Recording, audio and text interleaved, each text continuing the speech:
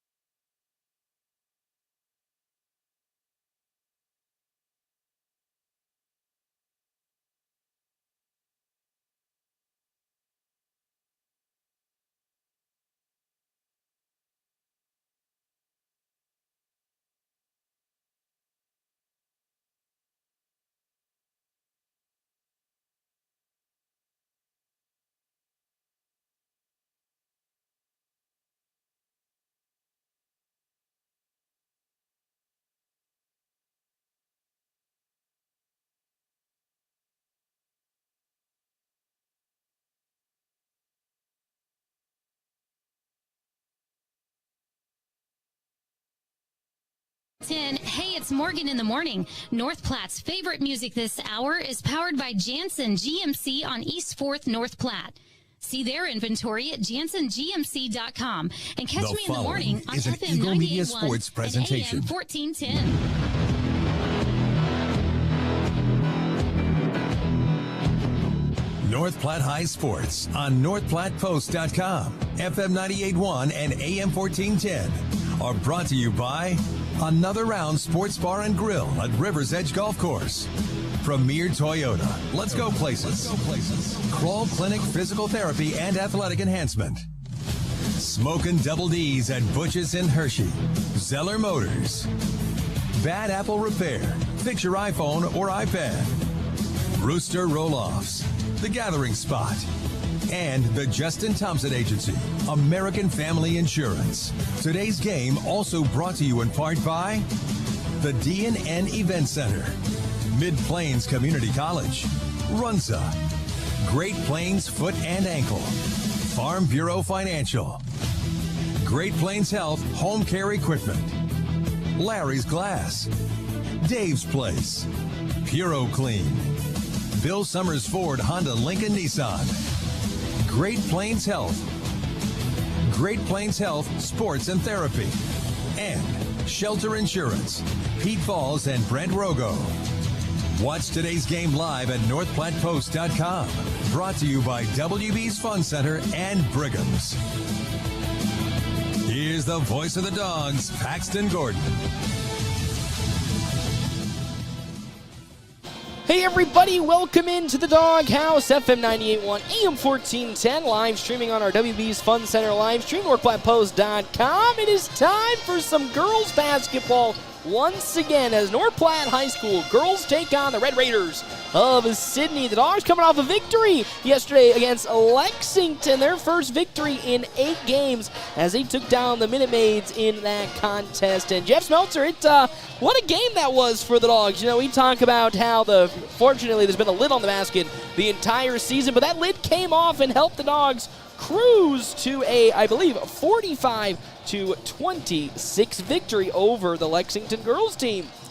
Yeah, you know, it's been a while since we said we want to extend our winning streak, but let's do that today. But yeah, last night, tremendous three-point shooting by the Lady Dogs, and got it done inside as well, along with a strong defensive effort. So all around, that was a really nice win for the Bulldogs. It was just reminiscent of the start of the season, which has been a long time since I think we can say that it was reminiscent from the start of the season, because that's when the Dogs were scoring effortlessly but also putting up some really good defensive stops. And yes, granted, it was a Lexington girls team that was still hunting for its first victory of 2025 or the 2024-2025 season, but it was still not an easy win for the Dogs. They still had to work for it, and they had to still put up their best foot forward. And still, in the end, they came away with a very strong victory, and you got to be impressed that zone defense was looking mighty strong. Yeah, you know, Lexington doesn't have any wins in the win column, but they played extremely hard, and they've got a really good-looking freshman in Jocelyn Menz. Yeah, she was Lady really Dogs are good. going to see for 3 more years. So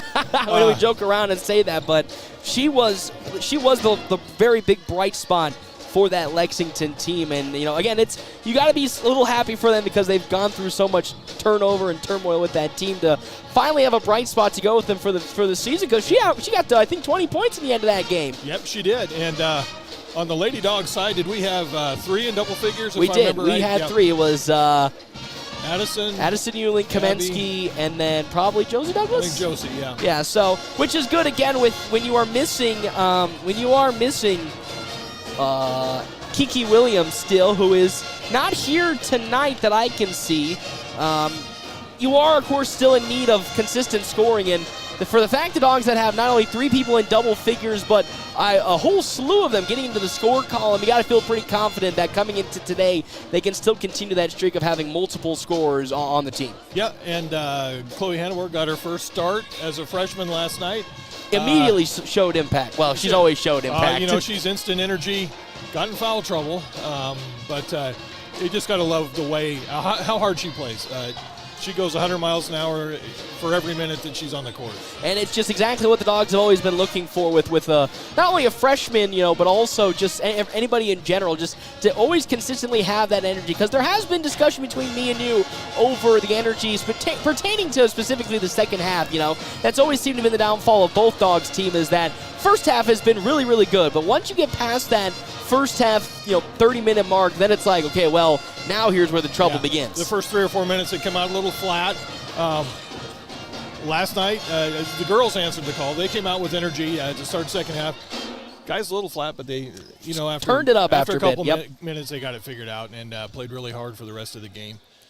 So I think the Dogs went 4-0 yesterday, didn't they? Yes, they did. I think every team that played yesterday in Lexington came away with the victory, which is just so good to see, because every single squad loves a victory, and specifically more for the varsity teams. They both really needed that just to at least get their minds right, but to really just lift the weights off their shoulders, because you can see that weight was starting to affect them. I know Coach would probably say it wasn't, and they'll always talk about how, we're always mind-focused, but when you get to 8 losses or 10 losses in a row, that really does start to affect the team mentally. So the fact that now they can kind of play loosely and say, we got the monkey off our back, proverbially, now we can kind of just keep running and gunning it.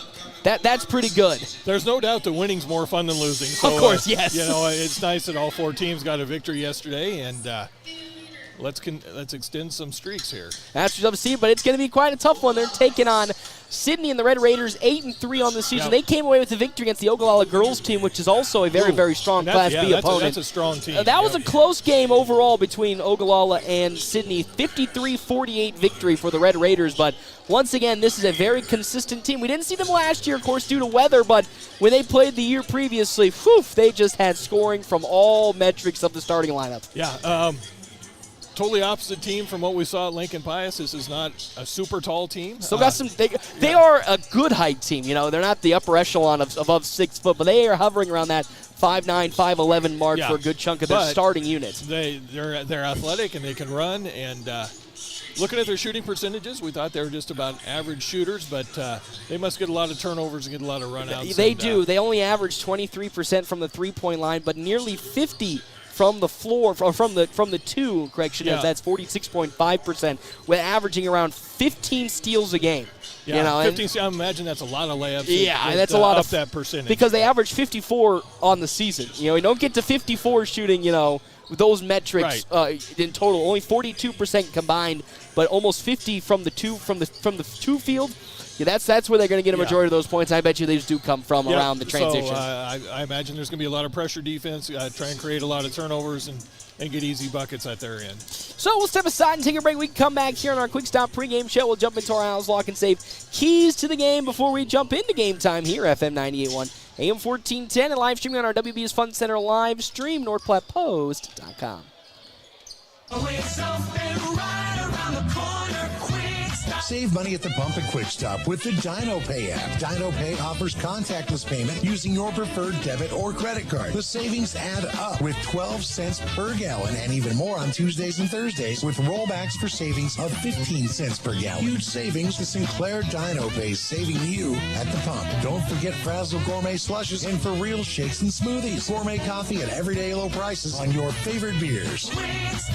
Winter is here, but another round at River's Edge is still open. Don't forget about the new winter hours that are Wednesday through Thursday, 11 a.m. to 8 p.m., and Friday and Saturday, 11 a.m. to 9 p.m. And if you're craving something special, join them for their prime rib dinner every Friday and Saturday nights from 5 to 9. It's the perfect way to warm up this winter. So gather your friends, come enjoy the cozy atmosphere, and let them serve you at another round at River's Edge.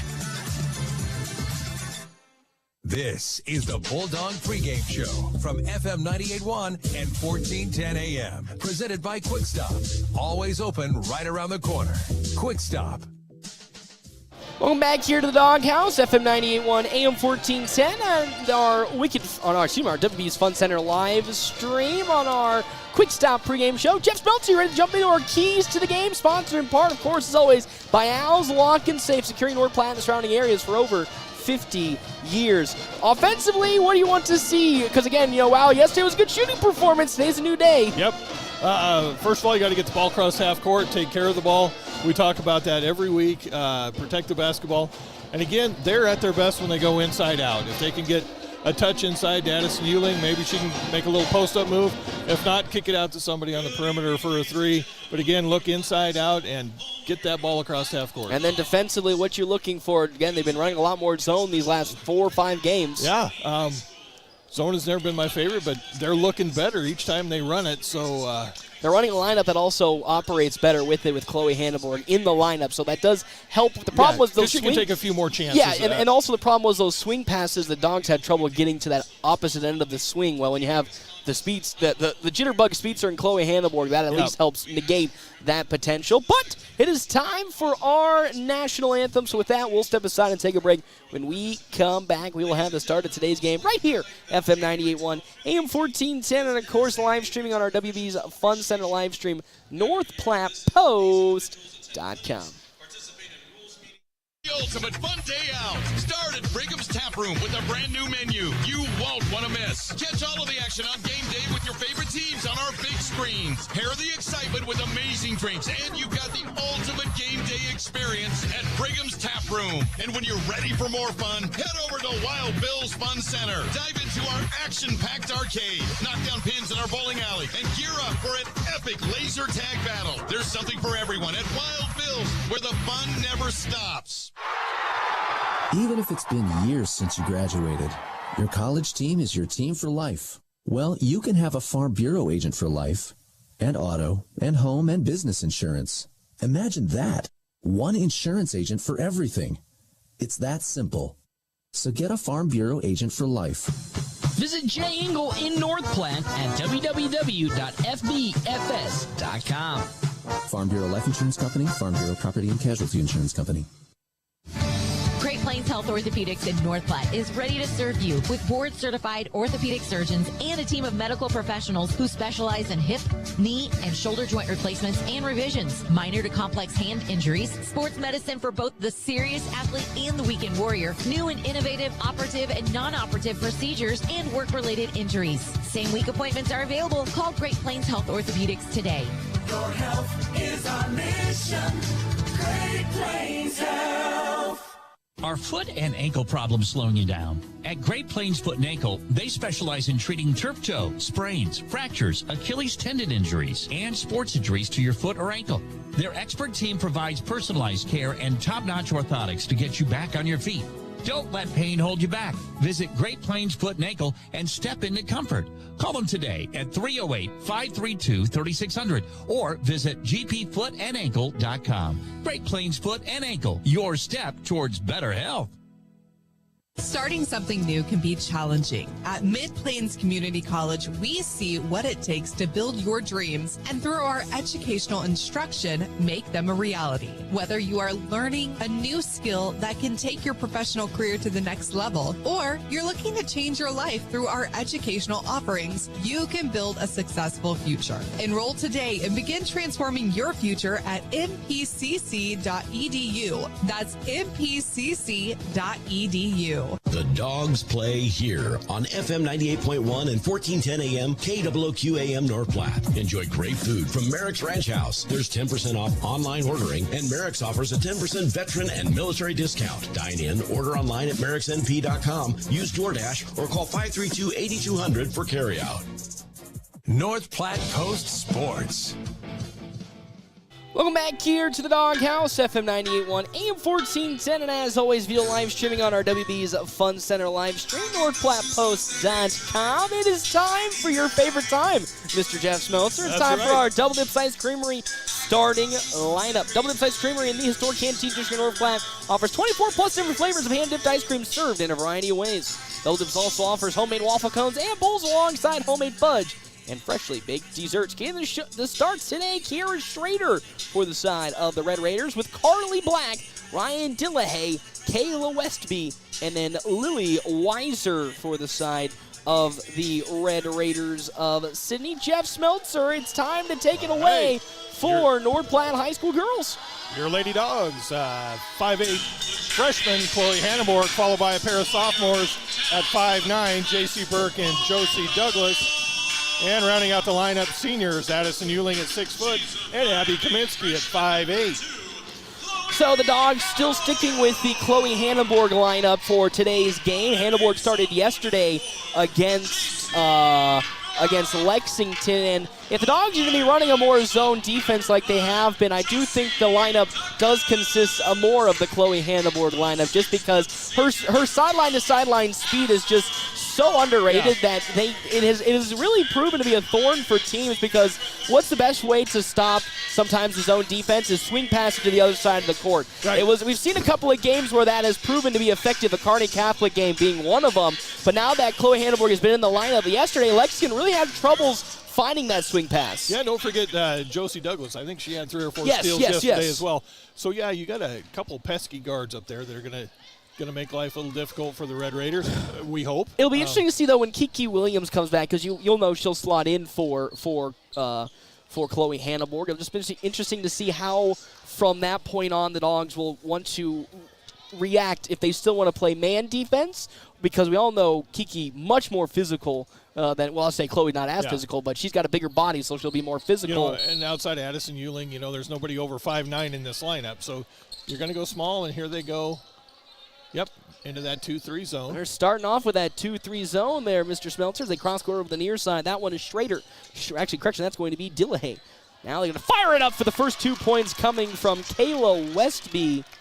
First 2 points for the Red Raiders to start this off with Westby. And here comes that full court press that we were maybe expecting. And this is where, this Red Raiders team has gotten a lot of their production from the press offense, getting their steals, or the press defense, correction, as they get it down low to Euling, out to Kaminsky, wide open for 3. She was deadly yesterday. Inside out. What a way for this game to start once again. Abby Kaminsky just off to the races, already a 3 for Kamensky. She started the game off yesterday with a 3 herself, and now will begin this game with another 3.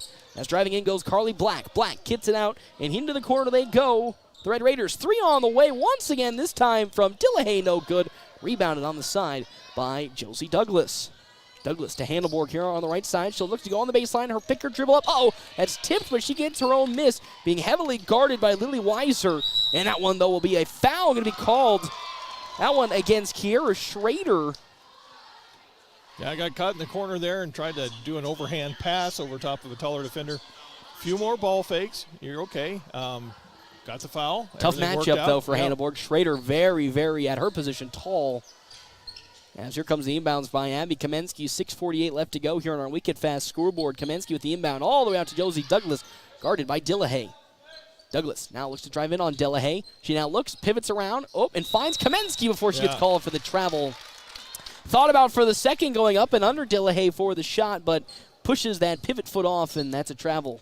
Yeah, defender did a nice job sliding over there, taking that up and under away, and then Josie was a little lost and traveled on that. The kick now to a 3 from Carly Black, no good. Tipped in the air, and that's out of bounds. Last touch by the Dogs. Again, not a really good three-point shooting team for the Red Raiders. 23.2% from the three-point line.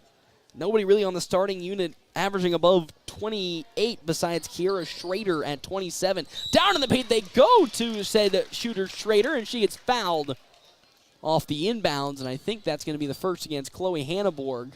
Nope. Actually, that's going to be against Euling. So that's the first foul for Addison Euling. And to the free throw line for the first time today goes Kiera Schrader.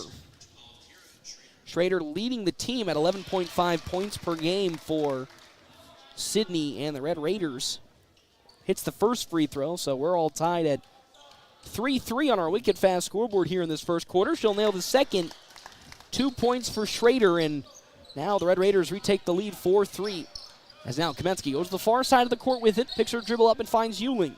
Euling pivots around, Handelborg on the right wing. Down low to a cutting Euling. Euling into the paint, going up for the shot, blocked from behind by Weiser, and it's out of bounds. The Dogs will maintain possession, but love to see them continuing to set up Addison Euling in the paint. Yep. As you said, inside-out offense, and yesterday it provided to be fruitful against Lexington. Yeah, I like that. Finding the post player inside. She may have took one too many dribbles, found herself kind of underneath with not much room to work, but I love the idea. As a throw all the way up to Addison Euling, and she'll be able to get it off the tip. Burke now on the right wing will dribble around. She's going to be guarded by Kayla Westby, and that's going to be stolen. And here comes Kiera Schrader the other way, guarded by Hanneborg, and Hanneborg runs into Schrader. And there's the first foul for the young Chloe Hanneborg, but now Kiera Schrader goes right back to the free throw line for the side of Sidney and the Red Raiders. 54% for Schrader this season. It's 4-3 on our Wicked Fast scoreboard early on in this first quarter. She'll miss that one, so now she's 2 for 3 in today's game. Off the rip is now here comes another free throw that will, that time, rock it in. She's 3 for 4. She has 5 points on the day. Full court man-to-man press. It's 5-3 on our Wicked Fast scoreboard. On the far side now, they'll find Abby Kamensky. She dribbles in, now into the paint, kicks it out to Burke. Burke back on over to Kamensky. Kamensky being guarded by Carly Black to Burke. Burke with 15 on the shot clock. Now to Chloe Hanneborg, tipped away. Hanneborg now finds Douglas. 10 seconds on the shot clock now for the Dogs. They really are struggling on this possession to find some separation. She now gets a screen, Kamensky does. Now looking with 3 seconds down to Euling. Euling, her shot is blocked by by Weiser, and it's picked up by Carly Black, and the other way come the side of Sidney and the Red Raiders. That one on the floor with it is Carly Black. Needs some help. Somehow is going to find a pass, but it's intercepted by Addison Euling before Schrader gets her hands on it. Ooh, but I think they're going to call a foul, and that's going to be the second, I think, for Kiera Schrader, and now here comes a full five-man rotation for the side of Sidney and the Red Raiders. Now, we've seen a couple of teams deploy this strategy of a full, fresh 5 on the court. The Dogs, not one of those teams. They run a very, very small rotation of about 8 players. As Burke now up the court. She has a lot of daylight. Oh, nobody's Gonna got find you, in the kid. corner to Hanneborg. Hanneborg down low to Ewing. Ewing backing down, spinning, throwing a shot up. No good. Short. Rebound on the side by Taylor Sprenger, who will now be passing it to the far side to Schnell. Schnell will kick and driven around is Mysigatis. Mysigatis into a cutting Sprenger. Sprenger into a double team. Back out it goes to Mysigatis. She Euros her step in, and there's a travel as Rylan Mysigatis. Too many steps. Again, the creative Euro. Probably took 3, almost 4 steps, but turnover. Right idea. For the Red Raiders is looking to check in. Comes Phoenix Brown now for North Platte. Skamenski with a couple jab sets. Now looks to drive his pass. Wenbender as to the far side that goes to Douglas. Douglas into the paint she goes. Nice shot from Josie Douglas. She looked for the foul. Gets her own miss. The kick out to Kamensky for 3. Short air ball. And Chloe Hanneborg, tried to save it, but it's out of bounds. Last touch by the Dogs. And with 4:34 left to go here in this first quarter, it is a 5-3 lead as Phoenix Brown checks in for J.C. Burke. Is now up the court with it for the Red Raiders comes Wenbender. To the far side it goes. Sprenger now kicks to Wenbender as she at the right elbow looking for some help. Pivots around. Stolen almost by Chloe Hanneborg, and they'll call a jump ball that will look to go the way of North Platte High School. I thought she lifted her pivot foot, but all in. She almost. Well, she must kept it down. On the last tippy toes was jump ball, Bulldogs ball.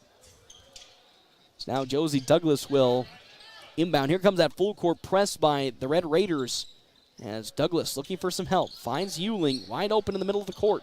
Ewing now will take the dribbles up to the left side. She's going to hand it off to Josie Douglas. Douglas now with the basketball. Looking around, just clearing out the traffic. It's Douglas now on the right side of the court. Still looking for some help. Nobody moving around really, and they'll find Chloe Hanneborg at the logo with 4 minutes left to go. Hanneborg picks her dribble up. Is going to gun it to Josie Douglas. Douglas now looks to drive in. Kicks it to Kamensky. She'll set and fire. That one's going to be off the mark. Airballed again. Back-to-back airballs as that's going to be rebounded by Reagan Nesbitt. And now the half-court heave up to Wenbender. Now back over to Schnell. Schnell gets the ball almost as they kick it back to Wenbender. Schnell guarded by Hanneborg around the perimeter into the corner. Wenbender back on over, and here comes the side of Sprenger. Now they pass it to Mysigatis. Ball on the floor, picked back up by Schnell. Here comes almost a 3. They get it down to Nesbitt. Open 3 by Mysigatis. She can't find it. Tip. The ball's on the open court. Rebounded by Schnell. As Jordan Schnell collects her first rebound. 3 on the way for the Red Raiders. Airballed, and it's going to be tipped out of bounds. Last good touch. Defense by the Dogs. I'm okay with them giving up 3-pointers. Like you said, this isn't a strong 3-point shooting team. Works out to the Bulldogs' favor. It was funny as the best 3-point shooter on the team is Rylan Mysigatis with 45%. So that's a good percentage. She has only shot 11 of them, though, so not a huge variety, but still pretty high up there as Hanneborg gets it to Phoenix Brown in the right corner. She drives baseline. Brown kicks it to Douglas. Douglas will fire a half-hearted 3. That one's going to be off the mark. Rebounded on the side by Taylor Sprenger, and Sprenger going to throw it all the way up the court. Off the hands somehow of Phoenix Brown, and the Dogs will somehow pick it back up. And with that, here they come the other way with it. Now out to Phoenix Brown. She pumps, she drives. Brown lost the ball for a second. They're going to call it travel. As getting into the lane, Taylor Sprenger did. And here comes, again, a full 5 rotation minus Kiera Schrader. So still on the court. Zoe Christensen will check in as well as Carly Black. Riley Dillahay, Kayla Westby, and Lily Weiser. So Schrader with her 2 fouls on the bench. Driving on the baseline, Carly Black. Floats one up, no good. Rebounded by J.C. Burke as checking in now comes Katie Titus. Phoenix Brown up the court on a 1-on-2 fast break. Pumps, spins out to Hanneborg who fires a 3. That one rims in and out and is rebounded on the side by Zoe Christensen. And now here comes the other way, the Red Raiders of Sidney leading 5-3 on our Wicked Fast scoreboard. Now, driving in there was Black. Black gets into the open. Now tries to kick it down low to a cutting in Dillahay, but stolen away by Josie Douglas, and she now looks to go coast to coast. Spinning, now back out to Ewing for 3. Addison Ewing gets her first 3 to fall, and the Dogs retake the lead 6-5 on our Wicked Fast scoreboard. I think she had a pair of those last night, if I remember correctly. As Hanneborg is going to tip the ball, but it'll still be picked up by Dillahay and the Red Raiders. Now Dogs lead 6-5 on our wicked fast scoreboard. Black and a passing on over to Westby. That one almost stolen once again by Hanneborg for a 3. That's off the mark and rebounded by the side of Dillahay. Her shot no good. Might have been affected by Addison Euling, as now the throw up to Hanneborg. Hanneborg going to throw it up to Phoenix Brown. Brown stopping, laying one up off of a couple bounces. Phoenix Brown now with her first 2 points. It's 8-5 on our wicked fast scoreboard with a timeout called on the floor for North Platte High School with 1:20 left to go in the first. Dogs off to a good start. May not have been the prettiest 3 minutes before this latest spell, but they're starting to finally find some momentum. Having a lead, playing ugly and having a lead is just the same as having a lead when you play pretty. Yeah. But, excellent effort on the defensive end. Again, this is a good team inside the paint, and they're keeping them off the boards and not being very effective inside, forcing them to shoot threes, which I think is a great strategy for the Lady Dogs. Sidney not a good. I mean, North Platte. Now that we can't say North Platte's not a great three-point shooting team either. No, but 23% for Sidney and the Red Raiders. Not a good metric for their standards. So for the Dogs to at the moment sit here leading 8-5, hitting 2 threes, I think which has been really good. I do wish they can maybe find some more offense down in the paint, because how much really can we trust this 3-point shooting from North Platte High School? But right now the hot hand has been on the perimeter, so I'd still keep going with it. And Katie Titus into the game now. As now the cross-court pass over to the near side. 3 from Carly Black. That looks pretty. No good. Bad bounce. Tipped, rebounded by Carly Black.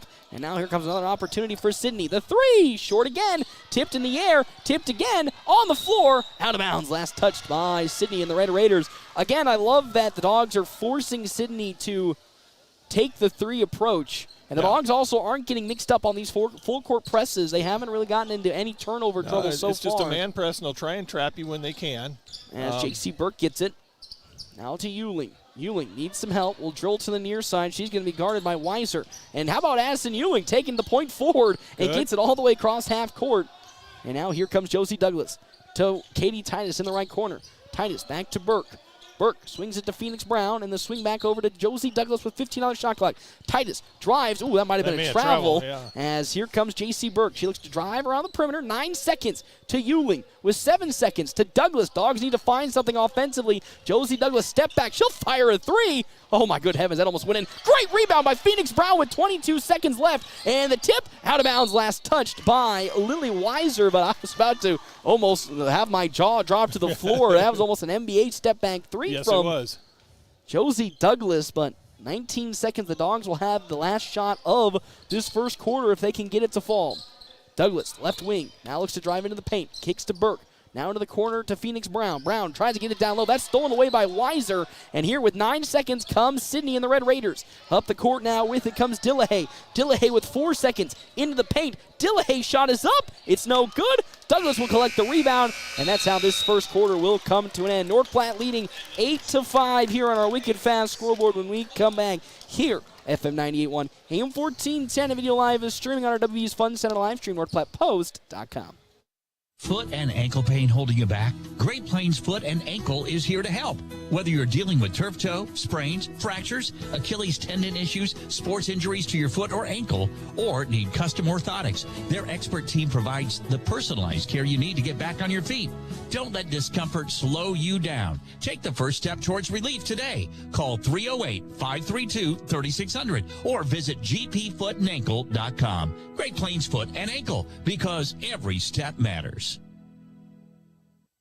Hands of Heartland has offered support and services for those with developmental disabilities in Nebraska since 1998 and is now bringing those services to the North Platte area. Residential services, respite services, community services, and even day services. Hands of Heartland offers a full array of services from 24-hour supports to just a few hours per week. Learn more today online at handsofheartland.com. That's handsofheartland.com. Hands of Heartland, providing creative opportunities to live and grow. North Platte Post Sports.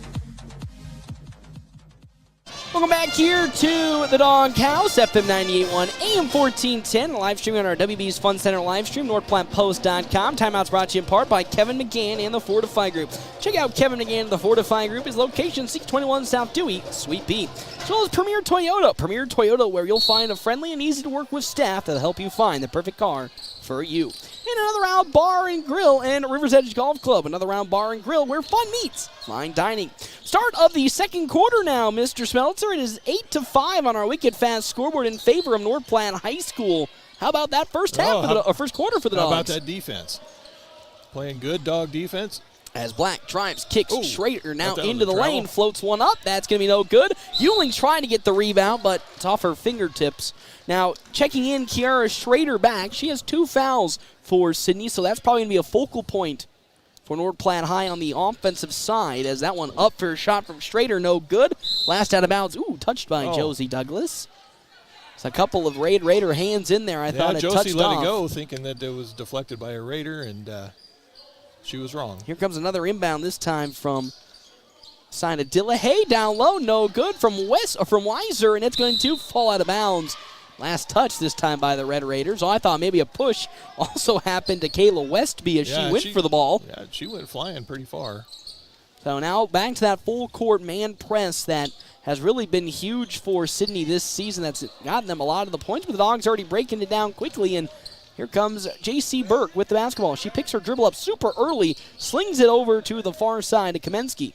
Kamensky spinning, driving into the paint, kicks it out to Burke. Now to Douglas. And here comes a full fresh 5 rotation for the Red Raiders. How about Douglas almost going around the world for the layup? The throw all the way up to Kayla Westby. Westby saves it. Wow, what a pass to Schrader. Oh, no good though. My gosh. What a pass that was going to be from Westby to Schrader. Yeah, she had nowhere to go with it, but found a teammate who was trailing and missed an easy one. Nice rebound by the Dogs. As now here comes the offense setting up for North Platte. Trying to find an opening. Douglas, top of the three-point line, and that's going to be a travel for Josie Douglas, as now she'll have to tie her shoe again. But another travel for Douglas. That's kind of been actually in the recent games an issue for the Dogs. Their turnovers actually have come off of some bad dribbling mechanics. A couple of double dribbles or some travels have led to what was going to be maybe a good offensive set turning into a bad one. Schnell, guarded by Chloe Hanneborg to the far side. Schnell kicks it down low, and they're going to call a foul on Josie Douglas. She was not in good position there against Reagan Nesbitt, and that's going to be a foul for Douglas. Yeah, Nesbitt had her sealed off there. A nice offensive position and a good pass to her, and Josie really had nothing to do. All she could do was foul. As now here comes the inbound from Isa Gatiss. Inside the Nesbitt. Nesbitt shots up, way off the mark. No good. Oh, ball's on the floor. That's going to be picked up by Hanneborg, and a jump ball will go the way of North Platte. So, rebound almost went to Ewing, but it falls on the floor. But thank heavens it was picked up by Chloe Hanneborg, and now here comes North Platte on the other end offensively. Again, that's Chloe's game. No hesitation getting on the floor to get after that ball. And now there's going to be a moving screen. It's going to be called against, I think, J.C. Burke. So that's a turnover for the Dogs. I believe that's going to be the first for Burke. Second team foul for the Dogs in this second quarter. Still 8-5 the lead for North Platte High School. To throw all the way at the free throw line. Driving now in goes Springer. Springer kicks. Oh, into the backcourt it goes. That is not going to be tipped, and that is a backcourt violation. So the Dogs really doing good. Now, I haven't checked to see if they're running a zone defense or a man. I haven't been paying too much attention to what it's been. It looked like it was man for a second. But Dogs doing a great job forcing the Red Raiders to make some errant passes, and the Dogs really taking advantage of the weak three-point shooting from Sidney and the Red Raiders, essentially daring them to take the shots. Yeah, you know when we talk about good and bad turnovers, that was a good turnover by Sidney there. If she didn't go touch that ball, there were 2 Bulldogs chasing it. You know, if they picked that up, they're in there for a layup. So nice job touching that. Of course, it's a backcourt violation and turnover, but prevented the layup. Yeah, negated free points, and that's what those turnovers kind of equate to in the open court like that. A lot of, as Sidney well known for their open court easy buckets off of turnovers and steals.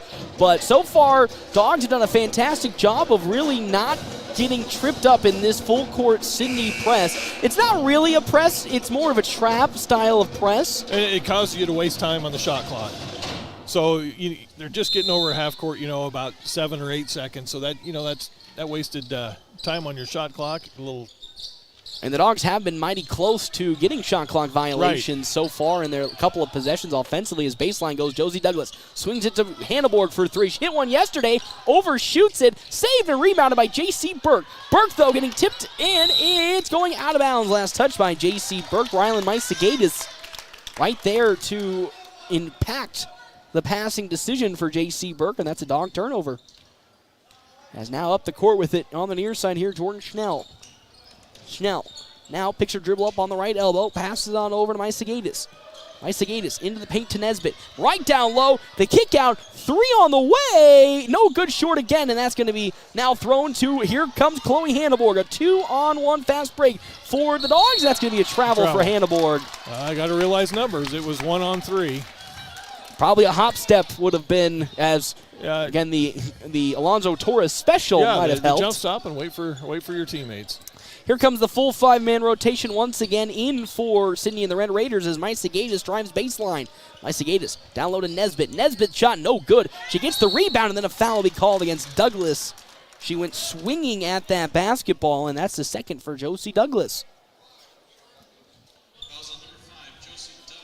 As Phoenix Brown checks in, and here comes a full 5-man starter rotation for Sidney and the Red Raiders once again.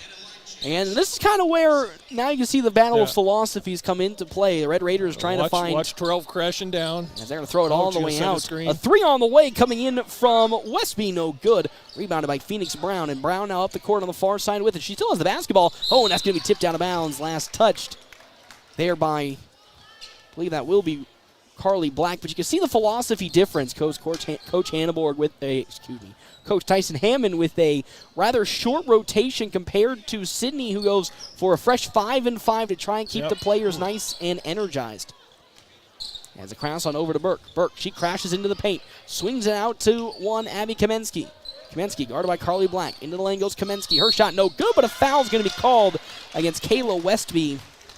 First for Westby, and first team foul. Yep. Dogs is a shooting team below 50% from the free throw line this season. Thought they did better yesterday, if I remember off the top of my head, against Lexington. Still 8-5 on our wicked fast scoreboard. Been a quiet second quarter, and still will be a quiet second quarter. I don't think either side has scored in this second at all, and it's been about 3 minutes off the clock. Kamensky looking to end that drought, though. She missed the first free throw, but will miss the second one. That one way off the mark. Didn't even draw iron on that one. So, the Red Raiders ball under the Bulldog hoop. They got to go the length of the court. 5:09 left to go on our wicked fast scoreboard. Is now up the court with it. Here comes the side of Ryan Dillahate. Dillahate passes to Carly Black. Black around the perimeter, guarded by Burke. Crosses over, picks her dribble up, and then gets called for a carry from Carly Black as she was trying to switch over to the other side. Carries the basketball, and that's a turnover for the Red Raiders. Here comes the inbound for North Platte. Douglas trying to find somebody. Finds it to Euling. Euling pivoting, throwing it now to Phoenix Brown in the half court, and the Dogs now reset the offense. As here comes Kamensky into the lane. Down to Euling, and there's another travel for the Dogs. And another turnover for North Platte.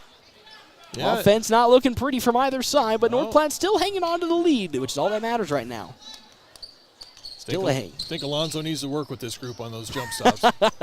Well needed. Here to the near side. Carly Black fires for 3. No good. Tipped. Rebounded. It's in the open court for Abby Kamensky. 2-on-1 fast break. She'll float one up. Off the mark. Gets the rebound herself. And then a foul will be called against Kayla Westby again.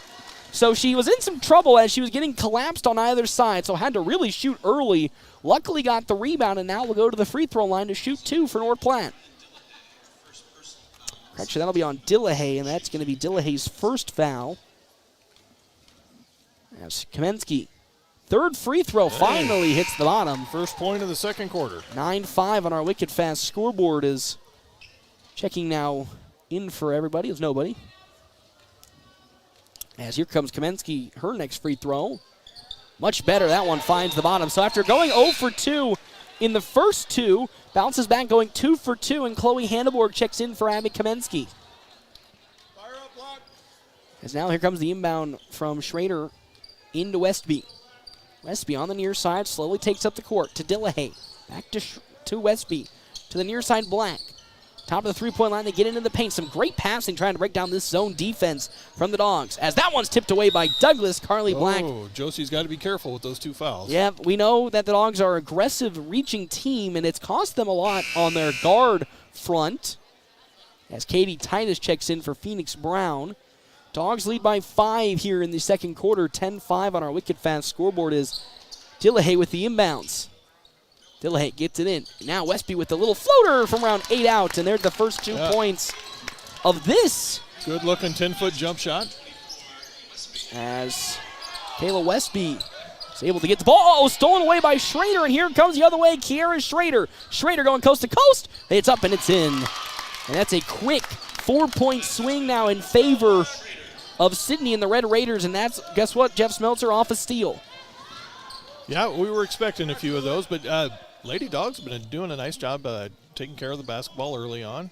So now here comes J.C. Burke on the right wing to Katie Titus on the left wing. She lost the basketball. There's another steal. The throw all the way going to go up to Westby. Westby then going to bounce pass it to Black, and then Black gets the bucket, and that's another steal, and that's a 6-point swing in favor of Sidney and the Red Raiders. They now lead 11-10 after a quiet second quarter, and now explodes to a 6-0 run for Sidney. When we talk about good turnovers and bad turnovers, that's a bad one when you lose it in the open court and easy run out. Nice pass to find a teammate there for Lady Raiders. Good unselfish basketball. But Bulldogs, you cannot turn the ball over. Again, that's another one of those above the top of the key, which the boys had some trouble with earlier this year. The Dogs really, and that's Dogs doing so good to start this game. We praised how little their turnovers had come down to in the first quarter, but now back-to-back turnovers that have led to a 6-0 run for the Red Raiders, and a quick timeout called by Tyson Hammond as Sidney now takes the lead 11-10 on our wicked fast scoreboard. Yeah, what do we go? Three and a half, almost 4 minutes without scoring. I think we almost went 5 minutes without scoring at that point. A quick 8 from either side are combined. As again, our timeouts brought to you in part by Kevin McGann and the Fortify Group. Check out Kevin McGann and the Fortify Group. Its location 621 South Dewey, Suite B. As well as our other sponsors for today's game, Justin Thompson Family Agency with American Family Insurance. No matter what type of insurance you are looking for, farm, ranch, auto, home, life, or business, they have the answer for your insurance needs. Check out their offices today in North Platte, Ogallala, Broken Bow, and Ord. As Burke picks her dribble up, in some trouble, really in some trouble, in some big trouble, and that's going to be a travel by J.C. Burke. And there's that full court trap that caused the Dogs no real hassle in the first quarter, and guess what? Causes a turnover here, and just like that, 11-10 on our wicked fast scoreboard in favor of Sidney, as they'll have another offensive possession. That's going to go to Westby, Kayla Westby, to the far side, Dillahay. Dillahay now into the corner to a freshly subbed in Jordan Schnell to Dillahay. Dillahay to the near side. Some good passing as Carly Black fires another 3. She is still 0 for in today's game, and that one, is almost going to be stolen, picked up by Euling. She's able to then get tipped out of the hands there by Ryan Dillahay, Josie Douglas did. Almost was a travel and a foul in this quick little short spell for either side in the Bulldog territory. So here comes an inbound for North Platte. They're going to get it in to Hanneborg. Hanneborg has it tipped, gets the ball back, finds Kamensky. She now changes direction and comes near side. Kamensky slowing it down for the offense with 2:55 left to go before halftime. Douglas around the perimeter to Kamensky. Kamensky into the paint. Crosses it to Euling. At the right elbow, she sets and fires. Easy bucket for Addison Euling off of some good North Platte pushing passes, and it's now 12-11 on our wicked fast scoreboard. That goes to the fingertips of Zoe Christensen, and that's a turnover for Sidney. Yeah, good ball movement that last time by the Dogs. You know, when they face guard you like this, I wouldn't mind seeing somebody just take off down the court. As Titus with the inbounds, in some trouble to a double team. Finds Euling. The pass up to Kamensky before it's tipped out by Carly Black. And now with 2:32 on our wicked fast scoreboard, North Platte High School will be setting up again offensively. And fine. Chloe Hanneborg in the open court before it's tipped out of bounds by Kayla Westby. There's Westby now. And the Red Raiders trying to eke as much of the Dogs' shot clock. They're now at 29 total seconds, so 6 have come across. Kamensky here on the right side. Tipped away.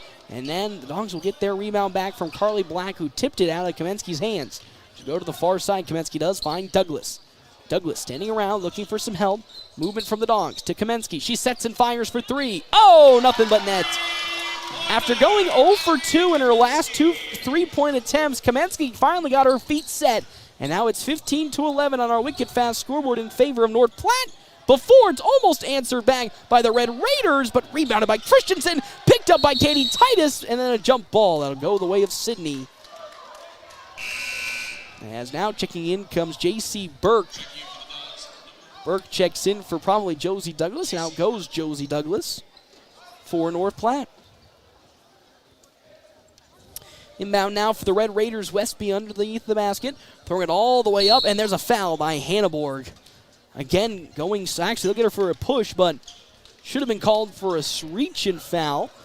I think that's the second for Hanneborg.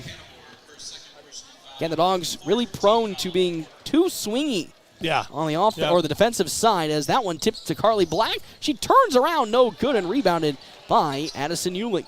Now, Kamensky with the basketball, trying to go to the opposite side of the court, throws it up to Burke. Burke now into the paint, in a double team, kicks it out to Euling.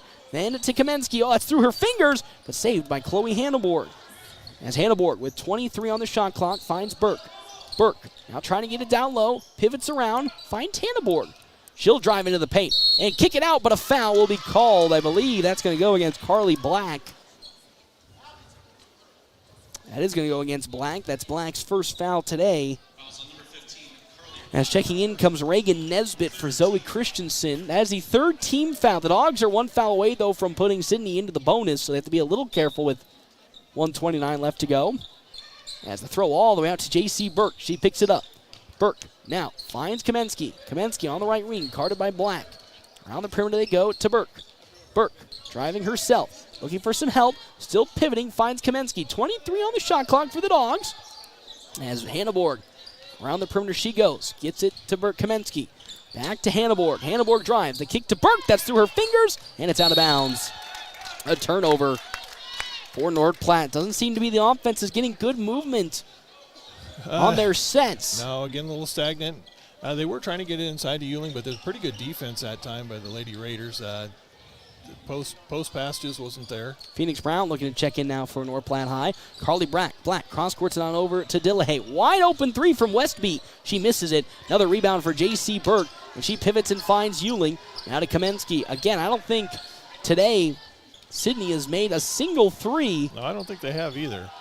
As it's 15-11 for North Platte High School with 22 seconds on the shot clock. To Titus, top of the three-point line. She drives and kicks to Hanneborg. It looks to go baseline, and that's going to be an offensive charge. That's the third for Hanneborg. Don't know if I agree with that one. It looked like Westby really wasn't in the right positioning to get dinged that foul, and head coach Tyson Hammond doesn't agree either. He doesn't agree either. Because it looked like Westby wasn't fully in front of Chloe Hanneborg, and then just kind of flopped around. But shot clock is now turned off. 30 seconds left to go here in the half. Now to the near side, Westby. Westby back to Dillahay. Dillahay back to Westby on the left wing. Throwing it up to Nesbitt. Great pass. No good on the shot, and that's tipped out of bounds. Last touch by the Red Raiders. Good pass in the paint to good look. Good Reagan find. Westby, or excuse me, Reagan Nesbitt, but no good for the Red Raiders as here comes a Bulldog inbounds. They're able to find Burke. No foul. The throw up into the open court. Picked up by the Red Raiders as now pass here to the left side. Driving in comes Schnell, who is checked in. Now to Westby for 3. That one rims in and out. Euling picks it up with 6 seconds. Euling now cross court to the Phoenix Brown with 2 seconds. Brown with 1 second. Half court heaves it. Ain't going to go far, but that is how this first half does come for an end to North Platte High School. It was a tough, slow start to this second quarter, but the Dogs come away with a 15-11 lead over Sidney and the Red Raiders. Jeff Smeltzer, it wasn't the prettiest first half, but you'll still take it as North Platte leads this by 4. Again, good effort defensively, only giving up 11 first half points. Just keep playing that good, aggressive zone defense, and they're struggling a little bit on the offense, but it's going to come around. At least they've got some three-pointers to fall. Yes, so the good news is North Platte has done a much better job this game at hitting their three-pointers than Sidney has. Dogs have hit 3 so far today compared to the 0 from Sidney and the Red Raiders. So it's still staying true that both teams not good three-point shooting teams. It's just the Dogs so far today have done a much better job of securing those three-pointers. Yeah, and yesterday, we must have had 4 girls hit three-pointers. In the first half, it was, I think, they finished the game with 8 or 9, but in the first half, they at least hit 4, if I remember correctly. But they spread the wealth around today. It's just Abby Kaminsky. She's 2 for 4 from the three-point line. She's hit the only three-point. Oh, I take it back. No, Ewing hit one. Ewing hit one. But take that back. But to be honest, also, the offense has seemed a little sluggish, I think is how the word I would describe it. Outside of those threes, the offense has looked a little sluggish, and it also begins they haven't been able to get clean looks inside. They're not comfortable on the perimeter. Sidney's really harassing them on the perimeter. They're having a tough time getting the ball inside just because there's hands in their face at all times. So settle down. You're going to be okay.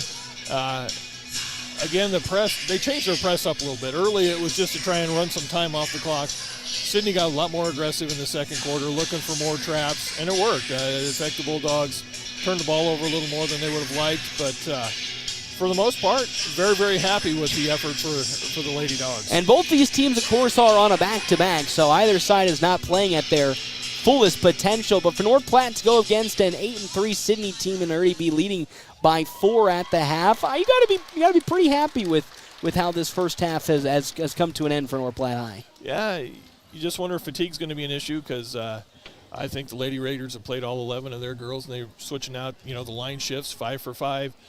Dogs, I think, have only gone 7 deep.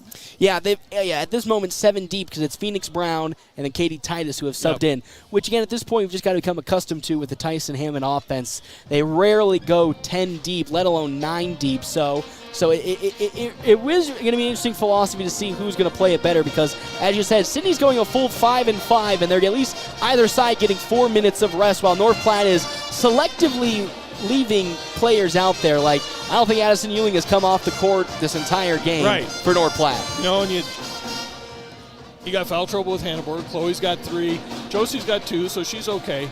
You got to worry about that. You're going to be in short Kiki Williams, and I don't see Ava Franzen here again. Back-to-back games without Ava Franzen in the lineup, so that does affect your forward position. So, but so far you lead 15-11. You got to be pretty happy. So with that, we'll step aside and we come back. Quick stop halftime show right here, FM 98.1, AM 1410, and of course video live streaming on our WB's Fun Center live stream, NorthPlattePost.com. Attention North Platte and surrounding communities. Great Plains Health Home Care Equipment is here to serve you at 220 West Leota Street, Suite 1, right next to Great Plains Urgent Care. Whether you need a wheelchair, mobility scooter, lift chair, or more, their expert team is ready to make your home safer and more comfortable. Call Great Plains Health Home Care Equipment today at 308-568-8510 and take the first step toward comfort and independence. Your husband is pretty handy to have around. He makes the world's best mac and cheese. He's in the Tickle Monster Hall of Fame. And he can teach anyone how to throw strikes. But a busted pipe in a basement full of water? Honey, I think we need a plumber. Is a little out of his league. That's where a homeowner's policy from Shelter Insurance comes in handy. We'll help get your house back in order and your husband back to what he does best. See me, Pete Volz, at 501 South Jeffers for a free insurance review. Winter is here, but another round at River's Edge is still open. Don't forget about the new winter hours that are Wednesday through Thursday, 11 a.m. to 8 p.m., and Friday and Saturday, 11 a.m. to 9 p.m. And if you're craving something special, join them for their prime rib dinner every Friday and Saturday nights from 5 to 9. It's the perfect way to warm up this winter. So gather your friends, come enjoy the cozy atmosphere, and let them serve you at another round at River's Edge. Are Are you in the market for a new or pre-owned car, truck, or SUV? Look no further than Bill Summers Ford, Honda, Nissan, Lincoln for your next vehicle. Look online 24/7 at BillSummers.com. Bill Summers is Western Nebraska's leasing headquarters, and they have aggressive financing to get you into the vehicle you've been dreaming of. Check out all the inventory at BillSummers.com anytime. Bill Summers Ford, Honda, Nissan, Lincoln, where families are our business. Highway 83 and Walker Road in North Platte, and online 24/7 at BillSummers.com. The Dogs play here on FM 98.1 and 1410 AM KWOQ AM North Platte. Enjoy great food from Merrick's Ranch House. There's 10% off online ordering, and Merrick's offers a 10% veteran and military discount. Dine in, order online at merricksnp.com, use DoorDash, or call 532-8200 for carryout. North Platte Post Sports. Welcome back here at Quick Stop Halftime Show. 27 locations, open 24 hours a day. Quick Stop, always open around the corner. Jeff Smeltzer, Dogs lead 15-11. That's now back-to-back games. They're going into halftime leading. So, as we talked about, been pretty happy with how things have gone, but still a lot of work to be done to take down this really, really strong Sidney team. Yeah, and Sidney must have been, 0 for 10, 0 for 11 from the three-point line? If I remember correctly, they're 0 for 10. So and a lot of those coming off of Carly Black, who's 0 for 5 right now. So that's not going to continue. They're going to start making some going forward. So, continue that good defensive effort. And let's see if we can get some post touches inside, because that leads to good things. The kick-out threes. But anyway, you've got 4-point lead and a half in front of you, so let's finish strong. Dogs, of course, as we know, last time that they went with a lead, Lexington, minus the Lexington game, that Kearney Catholic game, they had a nice lead against the Stars and watched it all evaporate in the second half. And we saw that this Sidney team can go on a quick scoring run. They went 6-0 in the span of about 30 seconds and really cut the lead. It was 10-2 at one point, 10-4 at one point, and then scored all the way up to 11-10. Comes down to protecting the basketball, because on those 6 were 4 of those on runouts off of turnovers, and they were not good turnovers either. They were open court turnovers, as we talked about. Is not the turnovers you want to be having against Sidney, who again averages 15 steals per game. Right. Yeah. If you're going to turn it over, make it a dead ball turnover, a travel or a double dribble or a pass out of bounds. But boy, when you turn the ball over between the top of the key and the half court line, that's almost trouble. guaranteed a bucket. Yeah, it's almost guaranteed a bucket against this Red Raiders team. So how about we jump into our game stats, brought to you in part here by State Farm agent Bobby Campbell. We meet you where you're at and help you get to where you want to be. On the side of the trailing Sidney Red Raiders, led by Kiera Schrader. She got 2 fouls, but also 5 points, 3 for 4 from the free throw line, 4 points for Kayla Westby, and that is how the scoring is going so far for this Sidney squad. I think I am missing 1 bucket from somebody in this game. That's only 11 points you got to tally up. Yeah, I know. I can't believe I missed one of them. But so far, 3-point shooting, horrendous. They've yet to hit one. But for North Platte High, on the other hand of things, they lead with 15 total points and 3 threes to their name. 3 threes. Abby Kaminsky leads the way with 8. She's 2 for 4 from the three-point line. Addison Euling has 5 points, and she's 1 for 1 beyond the arc. And the other bucket comes inside from Phoenix Brown. So, Dogs still leading this one as we now we'll be wrapping up our Quick Stop halftime show. Jeff Smeltzer, take it away. What do you think North Platte needs to do to keep this lead in the second half, but in general, come away with the victory? We've talked about it all game. We talked about it just a little earlier. Protect the basketball and try and get some inside touches. Maybe Addison Euling can get a bucket in the paint or kick out to somebody for an open 3. Well, we'll see what they can do. We get back here. Third quarter coming underway. FM 98.1, AM 1410, and live streaming on our WB's Fun Center live stream, NorthPlattePost.com. Thanks for listening to the Quick Stop Halftime Show. Second half action is next on FM 98.1.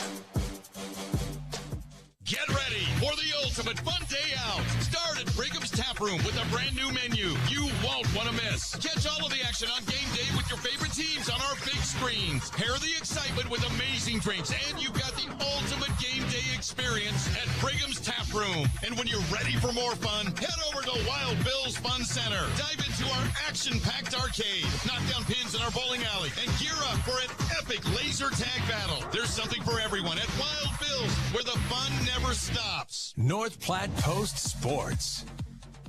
Welcome back here to the Doghouse, FM 98.1, AM 1410. North Platte High School leading 15-11 on our wicked fast scoreboard as we start quarter number 3. Quick Stop halftime show, 27 locations open 24 hours a day. Also thank you to our Sports Zone sponsors here for today's game, Dr. Chris Kroll and his crew at Kroll Clinic. Whether you're on the field, court, or diamond, injuries can happen. At Kroll Clinic, they specialize in sports injuries, helping you get back in the game faster. And then also thank you to our other sponsors today, Zeller Motor Company. With over 40 years of combined sale experience, Zeller Motor Company can get the best car for you, smooth and stress-free. Visit them today and drive away with confidence. A turnover for the Dogs as now at the court comes Carly Black. And there is going to be a travel that's going to be called against Carly Black. So Josie Douglas doesn't get the charge call, but Black gets dinged for the travel. And that's 2 back-to-back turnovers for either side. As now here I am. Now Ewing throwing it all the way up to J.C. Burke as Burke gets it and finds Kamensky on the far side. And now the Dogs reset their offense up with 7:30 left to go in the third quarter. Yeah, the Bulldogs had a paint touch last time down the court. Let's see if they can get it again. Ewing on the baseline. Now standing. Going to pass it back to Burke. Top of the three-point line. Now Burke dribbles around the perimeter. Finds now Kamensky here on the left wing. Kamensky to Hanneborg. Hanneborg to Burke in the right corner. She drives baseline. Burke now in some trouble. Out to Ewing. She'll fire for 3. No good. Heavy shot picked up by Schrader, and now the other way with it comes Sidney and the Red Raiders. Both sides scoreless here with 7 minutes to go on our wicked fast scoreboard. Into the paint. Dillahay, she drives. Now tries to go over Ewing. That's going to be tipped by Ewing. Black picks it up, and then finally they get the bucket off of Carly Black. Black gets her first 2 points. It's 15-13 on our wicked fast scoreboard. As now Hanneborg going to get the ball inbound still as it was tipped out of the hands of Chloe Hanneborg by Kiara Schrader. Now Douglas on the left wing with her 2 fouls. Drives into the paint. Somehow gets it to Kamensky. Almost lost the basketball. Kamensky to Burke. 15 on the shot clock. Burke around the perimeter. Now cross court to Kamensky.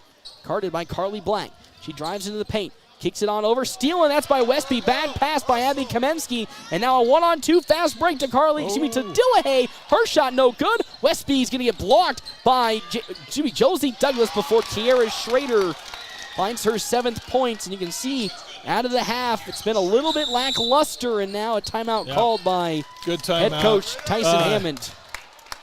Not a lot of hustle on that turnover, and not a good pass either. There's 2 Bulldogs that didn't cross half court on that. So energy low off of out of the half, but again, you can't really blame them though, because played a very hard-fought game yesterday against Lexington, which again shouldn't be an excuse because Sidney did the same thing against Ogallala of all the schools. So no, it was just I think a case of getting the ball stolen and hanging your head. So it's now 15-15 the tie. What was a 4-point lead is now evaporated in the first 2 minutes of this third quarter. We knew Sidney wasn't going to lay over. This team is too high-powered offensively to really continue with a tough first half. So they're really good on the defensive end. You got to protect that basketball, but Dogs are fine. Score's tied. You got a lot of game to play. You just got to really find better ways to get entry passes into the paint. And again, we say that like it's super easy. The Sidney team is making it very difficult to find the entry passes into the paint. But if the Dogs aren't able to really find those passes, unfortunately, they're really unable to find any good options. As there goes now Abby Kamensky going coast to coast from the inbounds. And there's a quick way to score. Love to see that. When you face guard, then you can take off down the court. As now Schnell, who is checked in, fires to Westby on a floater. No good. Tipped in the air. Rebounded by Kamensky. And the Dogs will take it up the court as there's a little bit of light full court pressure for Sidney. Oh, dribble. As Burke almost got called for a travel to Kamensky, who now looks to dribble on the baseline of a double team to Ewing.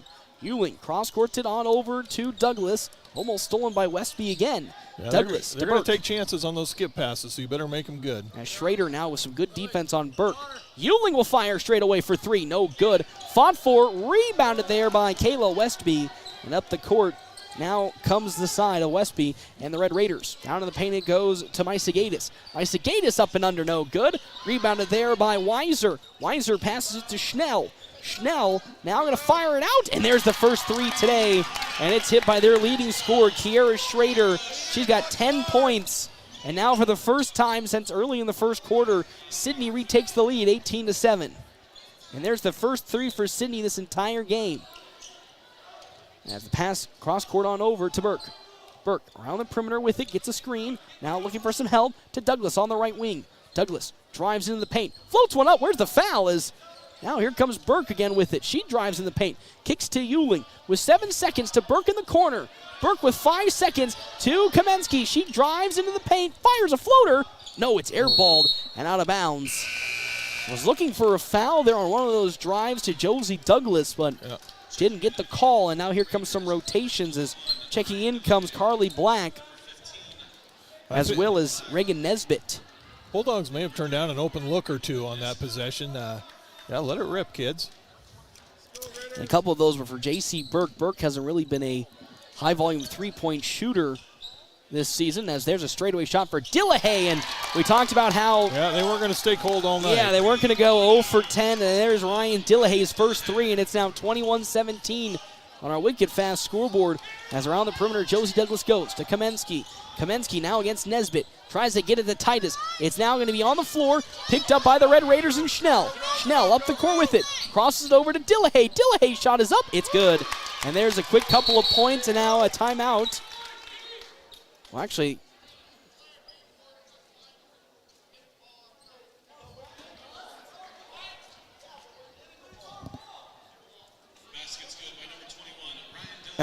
okay. I was going to say it was about time.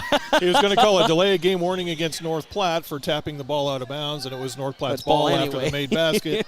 So, as Dillahay gets her second bucket, he's got 5 points, and Jess Meltzer, it's now 23-17 on our wicked fast scoreboard in favor of Sidney and the Red Raiders now. And, Coach, we talked about how the Dogs couldn't be reliant upon this Red Raiders team getting cold, and they've really started to heat it up here in this second half.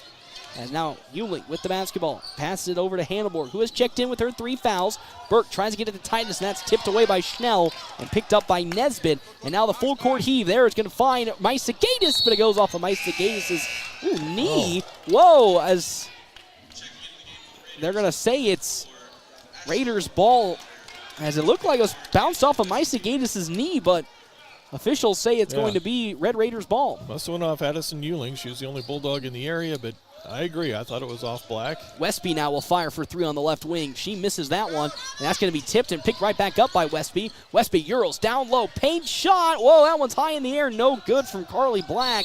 Well, that ball's going to go off of Addison Euling, and now they're going to say it's off of Euling's hip. Another turnover for the Dogs, and another bad one that could result in the points, as Phoenix Brown is now checked in for J.C. Burke. So the Dogs really struggling here in this third quarter, only coming away with 2 points. As there's a shot in the paint, and that's good from Carly Black, her 4th point.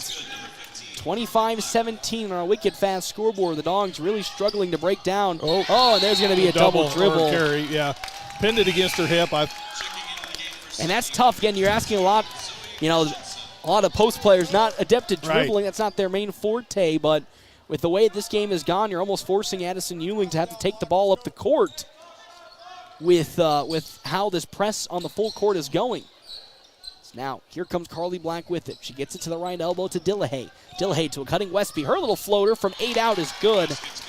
And now another bucket for Kayla Westby. She's got 6 points, and it's spiraling out of control. What was a Bulldog lead has now turned into a 10-point advantage for Sidney and the Red Raiders as Tyson Hammond calls a timeout. Very, very sloppy third quarter has resulted in the Dogs losing this lead that they had. Yeah, the Lady Raider defense really has given the Dogs fits. Dogs not protecting the ball like they should. Cross-court passes just aren't going to work. Those aren't working, and then they're just getting the ball stolen away from them on the dribble as well. So. And if they are trying those cross-court passes, they're not really getting there in good time. Yeah. They've been hanging in the air quite a bit, and you can't do that. And Kayla Westby has really shown that she can fly into the passing lanes and get a steal, and she's gotten 2 easy ones already in this third quarter. Yeah, you don't want to turn the ball over with the Lady Raiders having some momentum and get down the court.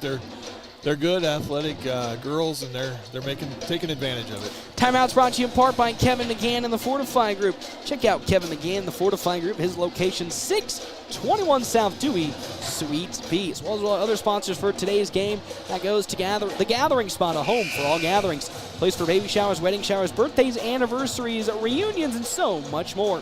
As well as Bad Apple Repair. From cracked screens to busted speakers, even those stubborn charging ports, they got you covered with fast, friendly, and reliable customer service at Bad Apple Repair. So it's going to be an inbounds for North Platte at the half-court line with Josie Douglas inbounding. And on the court, Hannaborg, Kamensky, Euling, and Katie Titus. As Kamensky will get the inbound and now start this for North Platte High School. And they'll cross-court it on over to Hannaborg. She'll fire for 3. That one's going to be off the mark, and that's going to be rebounded by Ashlyn Weinbender. Now up the court comes Westby, and she'll set the offense up for the side of the Red Raiders. Dillahay kicks it on over. Around the perimeter we go now for the Sidney.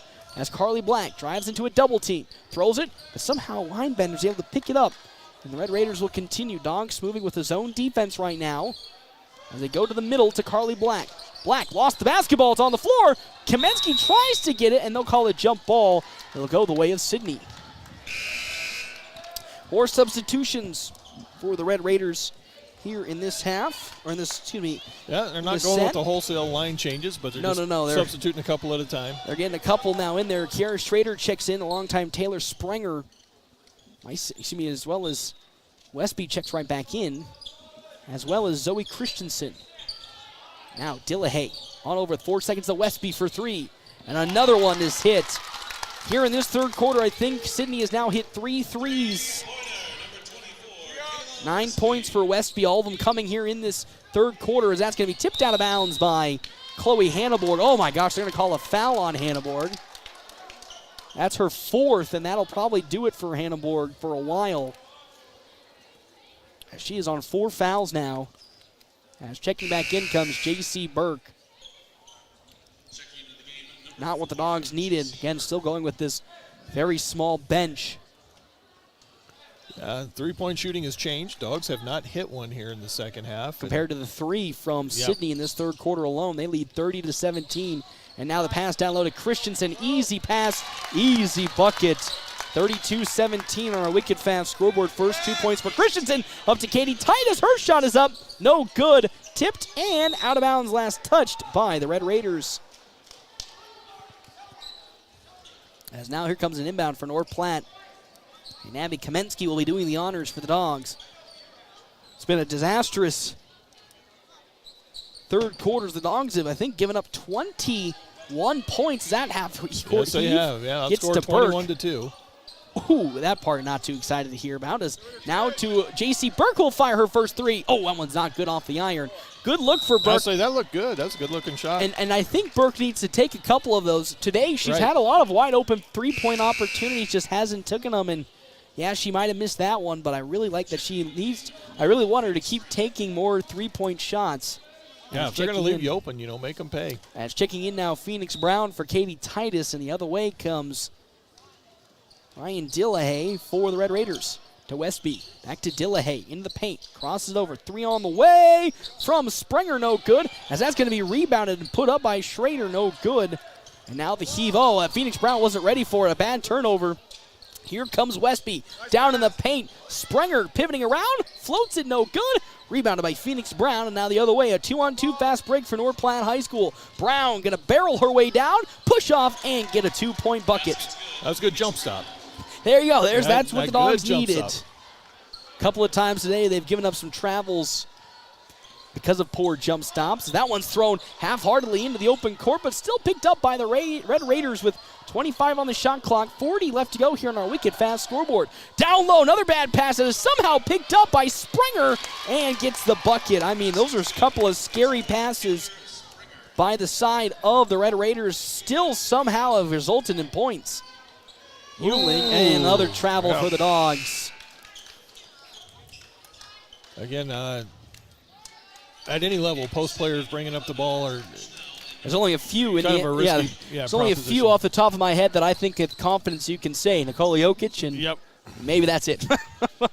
Maybe Giannis. Maybe, well, Giannis is a weird point forward, so he's been adept at having that in his hand. Yeah, but, definitely Jokic, though.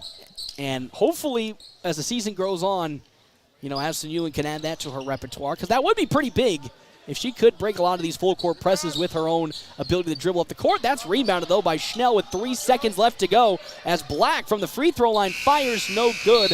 And that is how this third quarter comes to an end. It was a third quarter from pain for North Platte High girls. They came out of the half leading 15-11, now trail 34-19, Now scored 23-4 yeah. in the third quarter. I think the tough part to hear is 4.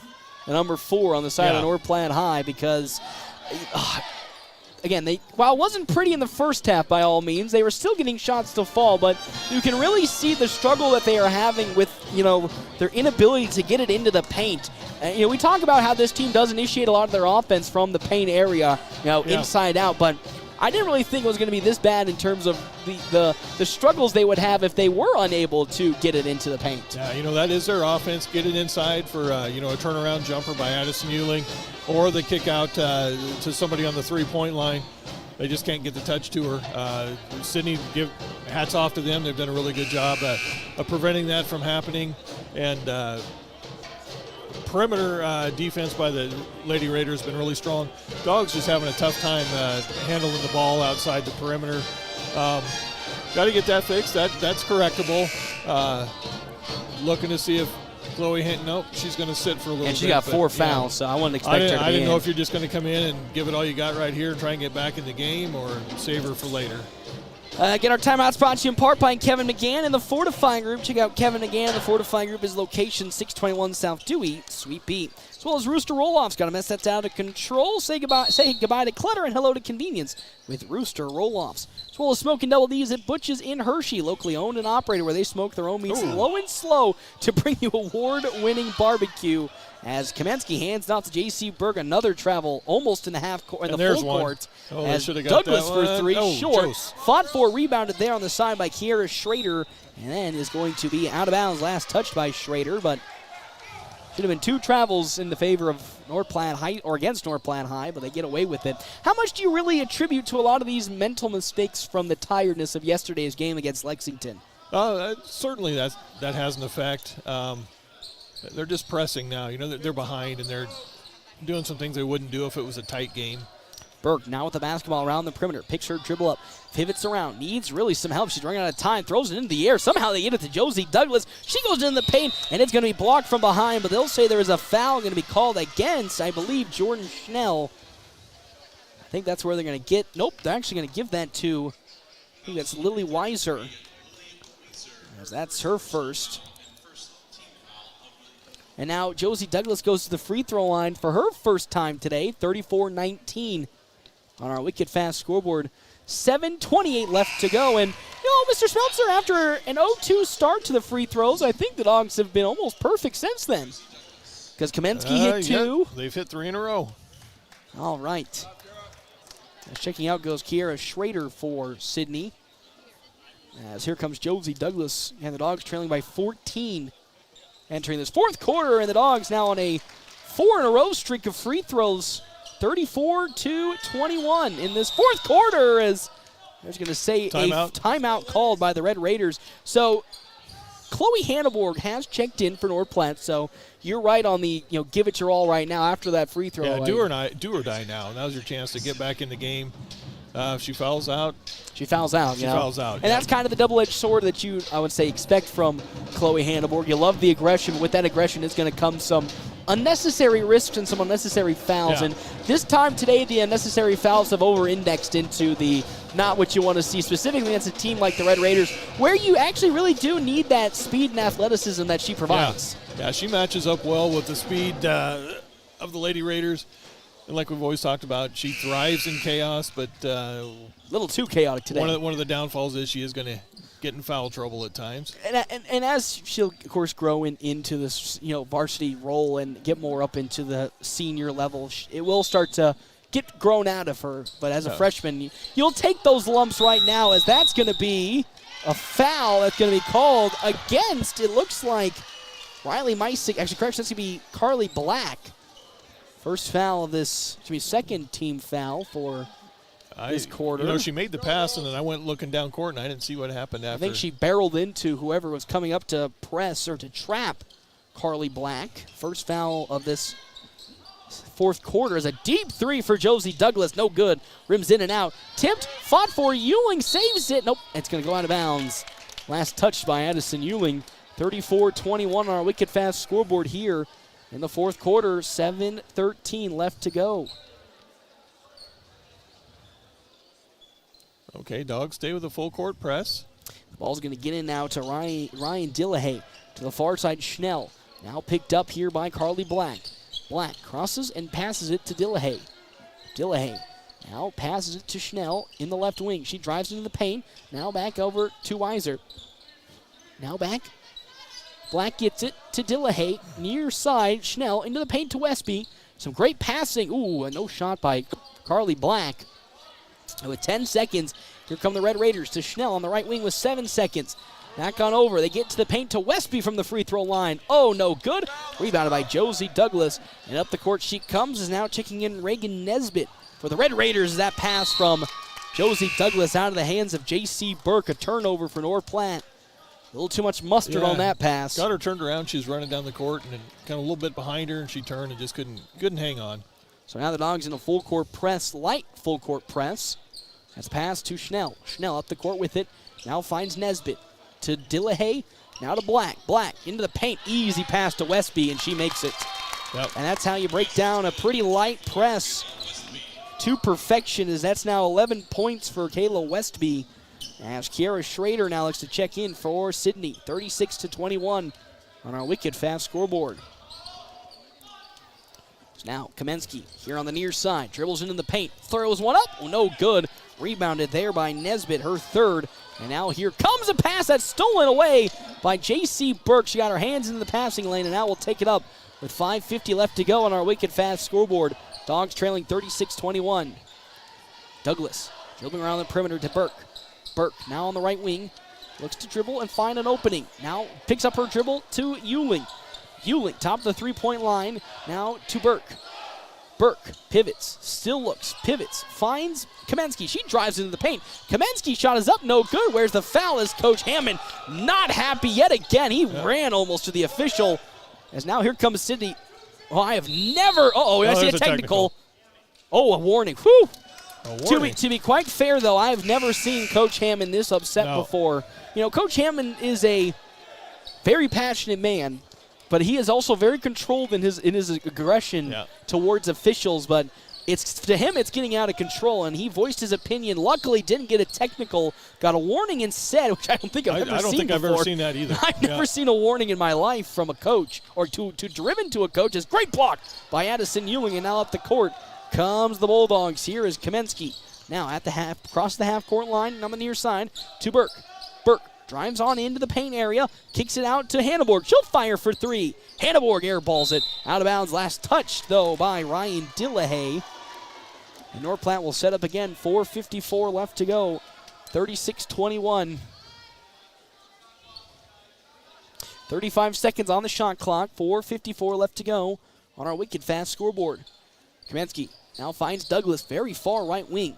Now calling for some help, gives it to Kamensky on the baseline. Kamensky dribbles into the paint, gets past her defender, floats one up. Good bucket there for Abby Kamensky, and the Dogs finally find a point in the paint. Nice drive. It's now around the perimeter with it. A three from Schrader, and she hits another one. Man, it's been the second half of shooting from the side of Sidney. That's now the second three for Kiara Schrader in this second half alone.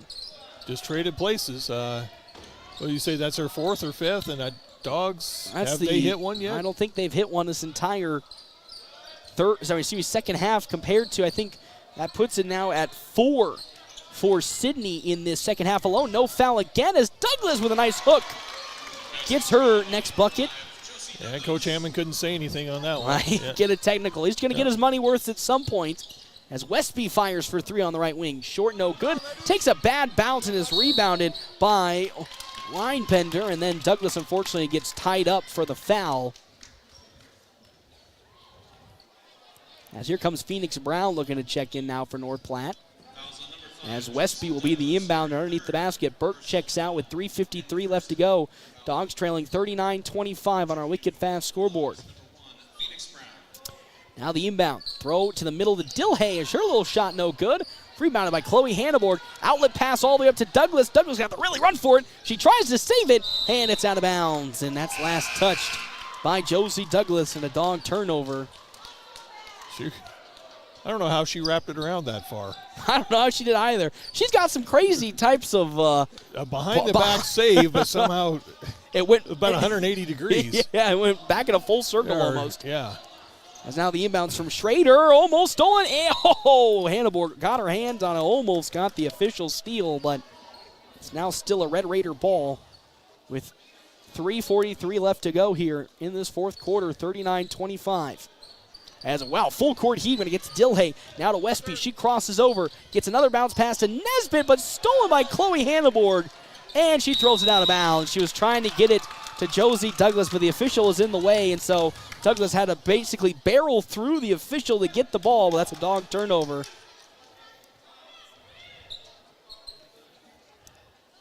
As here comes the inbound, too, from Kayla Westby.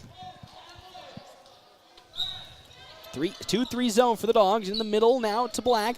As almost getting the steal or jump ball there is Hanneborg, but the shot still misses. Addison Ewing collects the rebound to the far side. Kamensky. She'll now dribble to the near side. She crosses the half-court line, guarded by little Carly Black, and then the shot goes from Abby Kamensky. Hooping the harm. Good shot by Kamensky. The Dogs finally starting to get some penetration into the paint. And Abby's 2 for 4 from the free throw line this evening. She went 0 for 2 on her first two, but bounced back with 2 straight. It takes a couple of bad bounces in and out. Rebounded by Nesbitt, and now up the court with it. Here comes Dillahay for the side of Sidney. Schrader now with it. Around the perimeter we go, Westby. 3:06 left to go in the ball game to Schrader. Schrader back to Westby. Some good back and forth passing now to Carly Black.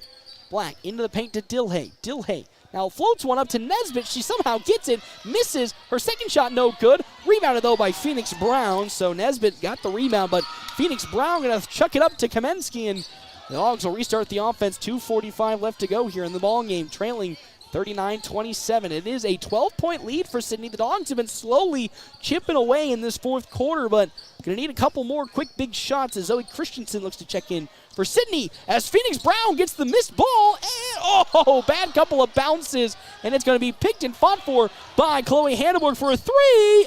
No good.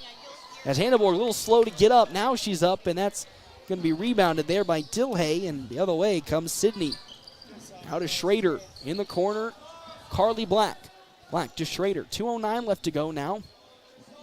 Still a 12-point lead for Sidney, 39-27. To the far side with it now, Black. To the paint to Westby. The handoff back to Black.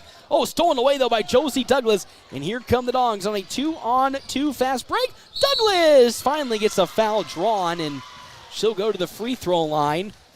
She's perfect on the night, 2 for 2. So that stops the clock with 1:53 left to go in this fourth quarter. As checking in, Zoe Christensen will come, I think, for Reagan Nesbitt. As Douglas, first free throw. There goes that perfect streak, Mr. Smeltzer. You had to bring it up. I know. Just gotta, that's what happens when you're still learning the broadcasting. Yeah. You can't talk about certain metrics when they're happening, or you'll jinx the team. I won't say anything here. 39-27, still a 12-point lead for the Red Raiders. And that one's missed as well as Westby now will take it up following the rebound. Westby cross-courts it, picked up by Schrader. And a timeout called by Sidney and the Red Raiders with 1:46 left to go here in this ball game. that third quarter is really going to come back and bite the Dogs. They've had a pretty productive fourth quarter, if I have to say, almost scoring 10 points in this fourth quarter compared to the outscoring 8-5. Yeah, the Bulldogs are outscoring them. So they've been looking much better in this fourth quarter. It's just that disaster of a fourth quarter where they gave up, would you say, 23 points in that third quarter? I was just tallying up three-point shooting. I believe the Dogs were 3 for 5 in the first half. Yep. They're currently 3 for 18. Oh, no. So, no. My math is correct. They've gone 0 for 13 in the second half. Oh, dearie. Yeah, like I said, they just switched shooting percentages there, and Sidney's been hot here in the second half. Yeah, I think Sidney's only missed 2 total. I think they're a total of 5 for 7 in this second half compared to their 0 for 10 in the first half. Yeah. So they have, and again, we knew this was going to happen at some point. You know, you can't just go 0 for 10 for the North Platte. You hate to say that, but that just seems like for North Platte, unfortunately, that's a commonality. But good teams can't go 0 for 10 forever. You know, at some point they're going to start getting hot, and unfortunately, it came in the third quarter where they were really starting to, really break down this Bulldog defense. Yeah. Going to assume the Lady Raiders are going to take a little air out of the ball and eat some clock. Yeah. Dogs do have 4 fouls that they can take, but they do trail by 12 as now the pass to Dilhay to the near side Black. Carly Black pumps, passes to Westby. Now to Schrader on the left wing. To Dilhay in the left corner. Dilhay now with it. Finds Christensen and now Black at the logo. One dribble pass to Westby. 15 on the shot clock. Now to Dilhay. Dilhay to Schrader in a triple team. Back to Dilhay. Carly Black to Dilhay. Top the three-point line. 5 seconds on the shot clock. Schrader to Westby. Westby, man, wide open shot. No good, but it's going to be rebounded by Christensen. And another shot that's no good. Another rebound, but a jump ball. Oh, they're going to call a foul. I don't agree with that. I don't know. It looks like Phoenix Brown and Westby both had control of the basketball. I thought that was a jump for sure. So Phoenix Brown gets dinged for the foul with 1:13 left to go here in this fourth quarter. 39-27 on our wicked fast scoreboard. Schrader on the right wing. Now passes it to Dilhay. Dillahay's going to dribble it out with 30 on the shot clock. Sidney's probably going to eat as much clock as they can here. Dogs not going to foul as Christensen gets it on the right wing. Christensen now to Black. Black pivots around, finds Schrader. Schrader thought about getting it into Westby in the paint, but won't do it. 16 seconds on the shot clock. Pass now to Dilhay. Christensen now to Westby, who cuts it into Schrader, who cuts. No good on the shot. She gets the rebound. Second effort, and it's in. Yeah, good job staying with her shot that time. Well, let's finish it off with a bucket or two, Dogs. Rebounds in the second half have also gone the way of Sidney as Phoenix Brown fires for 3 on the left wing. No good. Fought for, rebounded by Dilhay. And with the shot clock turned off, that most certainly will do it if Dogs don't foul. As Hannibal are going to find and fight for it, but Westby's going to get it here on the right wing with 18 seconds. Now to Christensen. Actually, correction, that's going to be Black. Carly Black with the basketball. Dribbles around. Now passes it to Dilhay with 10 seconds. And now the pass to Schrader. And with 6 seconds, that one's going to be stolen almost by Josie Douglas. Schrader picks it up with 3, and that was the last gasp effort for North Platte's girls team as they fall in this one to Sidney and the Red Raiders, 41-27. We knew it was going to be a tough game, Jeff Smeltzer, but unfortunately this Red Raiders team caught heat at the wrong moment and just pulled away in the second half. I don't know what the metric is for second half scoring, but it is definitely in favor of Sidney. 30-12 outscored the Dogs 30-12 in the second half. Yeah. You could tell in the first half that's a really good Lady Raider basketball team, and they got after it. Things started clicking for them in the second half. Dogs couldn't hit from the outside, and things got a little sideways. Yep, and of course, as we said in the first half, it was the Raiders that couldn't get the shots to fall compared to North Platte, who was finding very, very ample shooting opportunities. Unfortunately, once the tides turned, then it just went off the rails for North Platte girls as they fall 41-27 and are back into the losing column now. And they were 3-8 coming into today's game, now 3-9 compared to the Red Raiders, who are 9-3. I better give good tallying the stats here. And with that, we'll step aside ourselves and we'll take a break. When we come back, guess what? It's time for some boys basketball, though. Boys taking on the Sidney Red Raiders boys team that lost to Ogallala yesterday. But your final here on our wicked fast scoreboard on the girls' side. North Platte High girls basketball falling to Sidney and the Red Raiders 41-26. We'll step aside and take a break. We come back here on our quick stop post-game show. We'll talk with Mr. Smeltzer as well as Coach Tyson Hammond right here FM 98.1, AM 1410, and live streaming on our WB's Fun Center live stream, NorthPlattePost.com. You're hungry and you don't want to cook. Time for Dave's. You know how it goes. It's 6 p.m. already and nothing's planned for dinner. Let Dave's Place take care of it. With dine-in and carry-out, your family's meal is taken care of. And Dave's Place has the big game on. A family atmosphere with plenty of TVs to watch all the matchups you want. With homemade pizza, wings of almost any flavor, and nightly drink specials, Dave's Place won't let you down for dinner. Dave's Place, 1510 East 4th Street, North Platte, or online at davesplacemp.com. Whoop, whoop.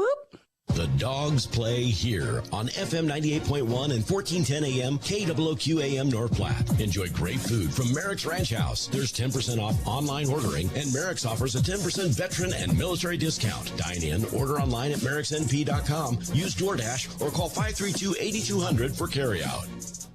We're always open right around the corner. Quick Stop. Save money at the pump at Quick Stop with the Dino Pay app. Dino Pay offers contactless payment using your preferred debit or credit card. The savings add up with 12 cents per gallon and even more on Tuesdays and Thursdays with rollbacks for savings of 15 cents per gallon. Huge savings. The Sinclair Dino Pay saving you at the pump. Don't forget Frazzle Gourmet Slushes and For Real Shakes and Smoothies. Gourmet coffee at everyday low prices on your favorite beers.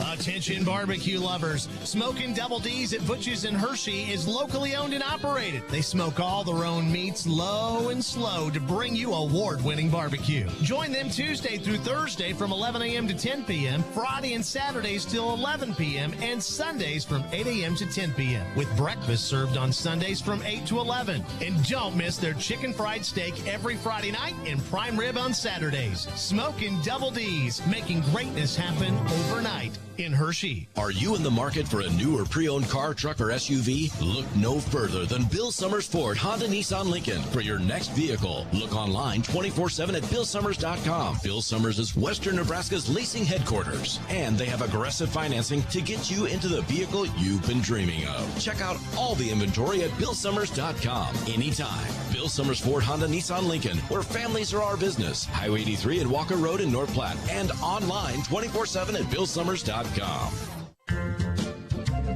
DNN Event Center wishes everyone a great sports season. With North Platte and Nebraska weather, things change quickly and can make our lives a little more difficult. Thank goodness for the DNN. The DNN offers hourly rentals for all types of sports practices, including turf, courts, batting cages, and equipment usage. Call the DNN Event Center to schedule your team's practice times and for more league information for all sports seasons. For over 30 years in our community, for your next event, the DNN Event Center.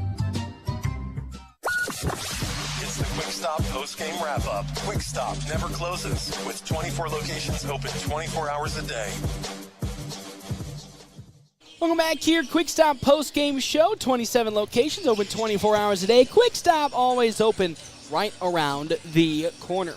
Well, Jeff Smeltzer, Dogs got their first victory in 8 games yesterday against Lexington, but do fall today to Sidney and the Red Raiders 41-27. And I think it really begins with a tough offensive start. But before I can even get to you, here comes head coach Tyson Hammond. He'll be stopping on by us. He always does after the conclusion of the ball games. He'll come and have a word with us as he makes his way up. Again, Bulldogs fall 41-27. Oh, boy. As he gets himself situated here, head coach Tyson Hammond. Coach, thank you once again for stopping on by after your first victory of 2025 yesterday. You bounced back with a tough team in Sidney today, and they were all as advertised. They, in the second half, really exploded for what was a quiet start for them offensively. Yeah, I thought first half we played really well defensively. I'm really proud of our group, first off, because we got a lot of kids that are really sick today. About noon today, I wasn't sure if we were going to have about 3 or 4 of them. they're really not feeling very good, and credit to them. For their teammates, they decided to tough it out, and I thought first half we played really, really well and really tough. We just kind of ran out of gas. Third quarter, they made a few shots and were able to spread it out a little bit. I thought our kids did a good job of trying to find whatever they had to fight through the fourth. We had some chances. We missed some open shots. We had a chance there that we could have got it back down to 7 or 8, and we just missed a few. And again, that's on top of not only the back-to-back with yesterday and then the sickness too. In the fourth quarter at one point, just trailing by 12 points after that explosion of a third quarter. You just got to feel, as you said, super happy about the team, because that just shows not only the resilience but also how much this team has come along since the start of the season, where they've just been able to find so much more better avenues for scoring. Even if they didn't fall, you can at least see the thought process behind how it got to that point, and just maybe, if again they had a little more legs underneath them, then those missed shots probably would have turned into shots. Yeah, again, Sidney's a really good team, and Coach Shaw does as good a job as anybody in the state of coaching his crew, and they play the game well. They play it the right way. They're a very good team. And I thought we gave everything we had today. Moral victories aren't really a thing, but that doesn't mean you can't be really proud sometimes of the effort, and our kids gave it what they had today. So really, as outside of the defense, really take me through what you thought the team also did really well today. I thought we just fought hard. Offensively, I thought we gave all the effort we had on defense, and then offensively we were tired a lot of the time, and we didn't always move as well as we wanted to. We passed up some open shots, and I think part of that was just being a little bit tired too. We needed to take some shots. It's that idea that shooters don't care if they've missed a couple; they got to shoot the next one. And we passed up a couple, and then once we did start taking them, we missed a few. But I was really happy with how we kept fighting. And just gave everything we had. Well, I hate to be that guy, but it doesn't get any easier, unfortunately, as you'll be having a game on Tuesday in, of course, Grand Island Northwest, and then at McCook, and then York on Saturday. So the real first 3-game stretch of the season that comes during a time when the team is fighting through the sickness. So really take me through what are the things you're going to be telling the girls here at your final meeting before you guys take that time to hopefully get a little better before Tuesday. Yeah, we just talked about how proud we were of the effort today, and there's things we got to keep working on to get better. But when you're willing to fight, and when you're willing to dig in a little bit and just say, hey, let's play, let's go, and let's get after it, you can live with stuff. We're playing a lot of young kids, and they're growing every game out. And I like what we're doing. We've just got to be a little bit more consistent with some of the things that we do. But again, that's part of being young and learning. We know where we're supposed to be, but we don't always have the confidence to do it as aggressively as we should. And sometimes thinking's not a good thing, and sometimes we don't think when we should. But that's part of learning. But you of course take the lumps rather than be a too conservative team. Right, we're going to try to be aggressive. That's part of who we are, and we're okay with that. Like, we're going to learn as we go, and we're going to get better because of it. Coach, well, thank you so much once again for stopping on by here on a Quick Stop Postgame Show. I'll see you next week as always, and please, you take a break as well and get some rest for the team as well. As there's head coach Tyson Hammond, as girls do fall to Sidney and the Red Raiders today, 41-27, man. But as Coach said, really gave it their all heart-wise. They have been sick, of course, the last couple of days, so it wasn't going to be the easiest approaches, unfortunately, today, as yes, the dogs were sick and have been fighting through some illnesses, but you can't fault them for their heart and their passion for going out there and putting it all together. Again, at one point, they were trailing by 12, entering into the closing stages of the fourth quarter, but unfortunately, in the end, just couldn't come away with the victory over, again, a very, very strong Sidney team. Let's jump into our scoring statistics here on our Quick Stop post-game show, of course, brought to you in part by State Farm agent Bobby Campbell will get you where you're at and help you get to where you want to be. On the side of Red Raiders, Kira Schrader had 13 points, going along with her 2 threes. Kayla Westby with 11, 2 for Zoe Christensen, 5 for Ryan Dillahay, and 4 for Carly Black. We'll step aside and we come back. Boys basketball time right here on FM 98.1, AM 1410 to video live streaming on our WB's Fun Center live stream, NorthPlattePost.com. Winter is here, but another round at River's Edge is still open. Don't forget about the new winter hours that are Wednesday through Thursday, 11 a.m. to 8 p.m., and Friday and Saturday, 11 a.m. to 9 p.m. And if you're craving something special, join them for their prime rib dinner every Friday and Saturday nights from 5 to 9. It's the perfect way to warm up this winter. So gather your friends, come enjoy the cozy atmosphere, and let them serve you at another round at River's Edge. Even if it's been years since you graduated, your college team is your team for life. Well, you can have a Farm Bureau agent for life, and auto, and home, and business insurance. Imagine that. One insurance agent for everything. It's that simple. So get a Farm Bureau agent for life. Visit Jay Engel in North Platte at www.fbfs.com. Farm Bureau Life Insurance Company, Farm Bureau Property and Casualty Insurance Company. Foot and ankle pain holding you back? Great Plains Foot and Ankle is here to help. Whether you're dealing with turf toe, sprains, fractures, Achilles tendon issues, sports injuries to your foot or ankle, or need custom orthotics, their expert team provides the personalized care you need to get back on your feet. Don't let discomfort slow you down. Take the first step towards relief today. Call 308-532-3600 or visit gpfootandankle.com. Great Plains Foot and Ankle, because every step matters. Hands of Heartland has offered support and services for those with developmental disabilities in Nebraska since 1998 and is now bringing those services to the North Platte area. Residential services, respite services, community services, and even day services. Hands of Heartland offers a full array of services from 24-hour supports to just a few hours per week. Learn more today online at handsofheartland.com. That's handsofheartland.com. Hands of Heartland, providing creative opportunities to live and grow.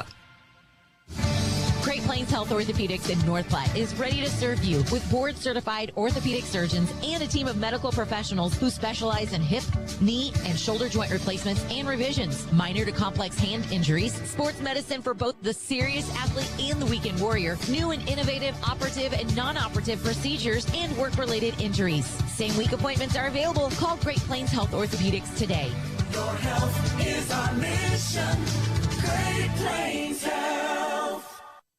Buying a car is not always the most pleasant experience, but it doesn't have to be that way. A quarter of a century. That's how long Premier Toyota has been in the North Platte community, delivering a car buying experience that's friendly, easy, and fun. Check PremierAutoplex.com first, then stop by 2600 South Willow Street in North Platte. See Premier Toyota for your next new Toyota or pre-owned vehicle. Premier Toyota at PremierAutoplex.com, just south of I-80, North Platte.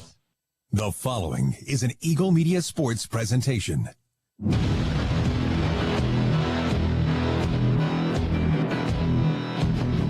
North Platte High Sports on NorthPlattePost.com, FM 98.1 and AM 1410 are brought to you by Another Round Sports Bar and Grill at River's Edge Golf Course. Premier Toyota. Let's go places.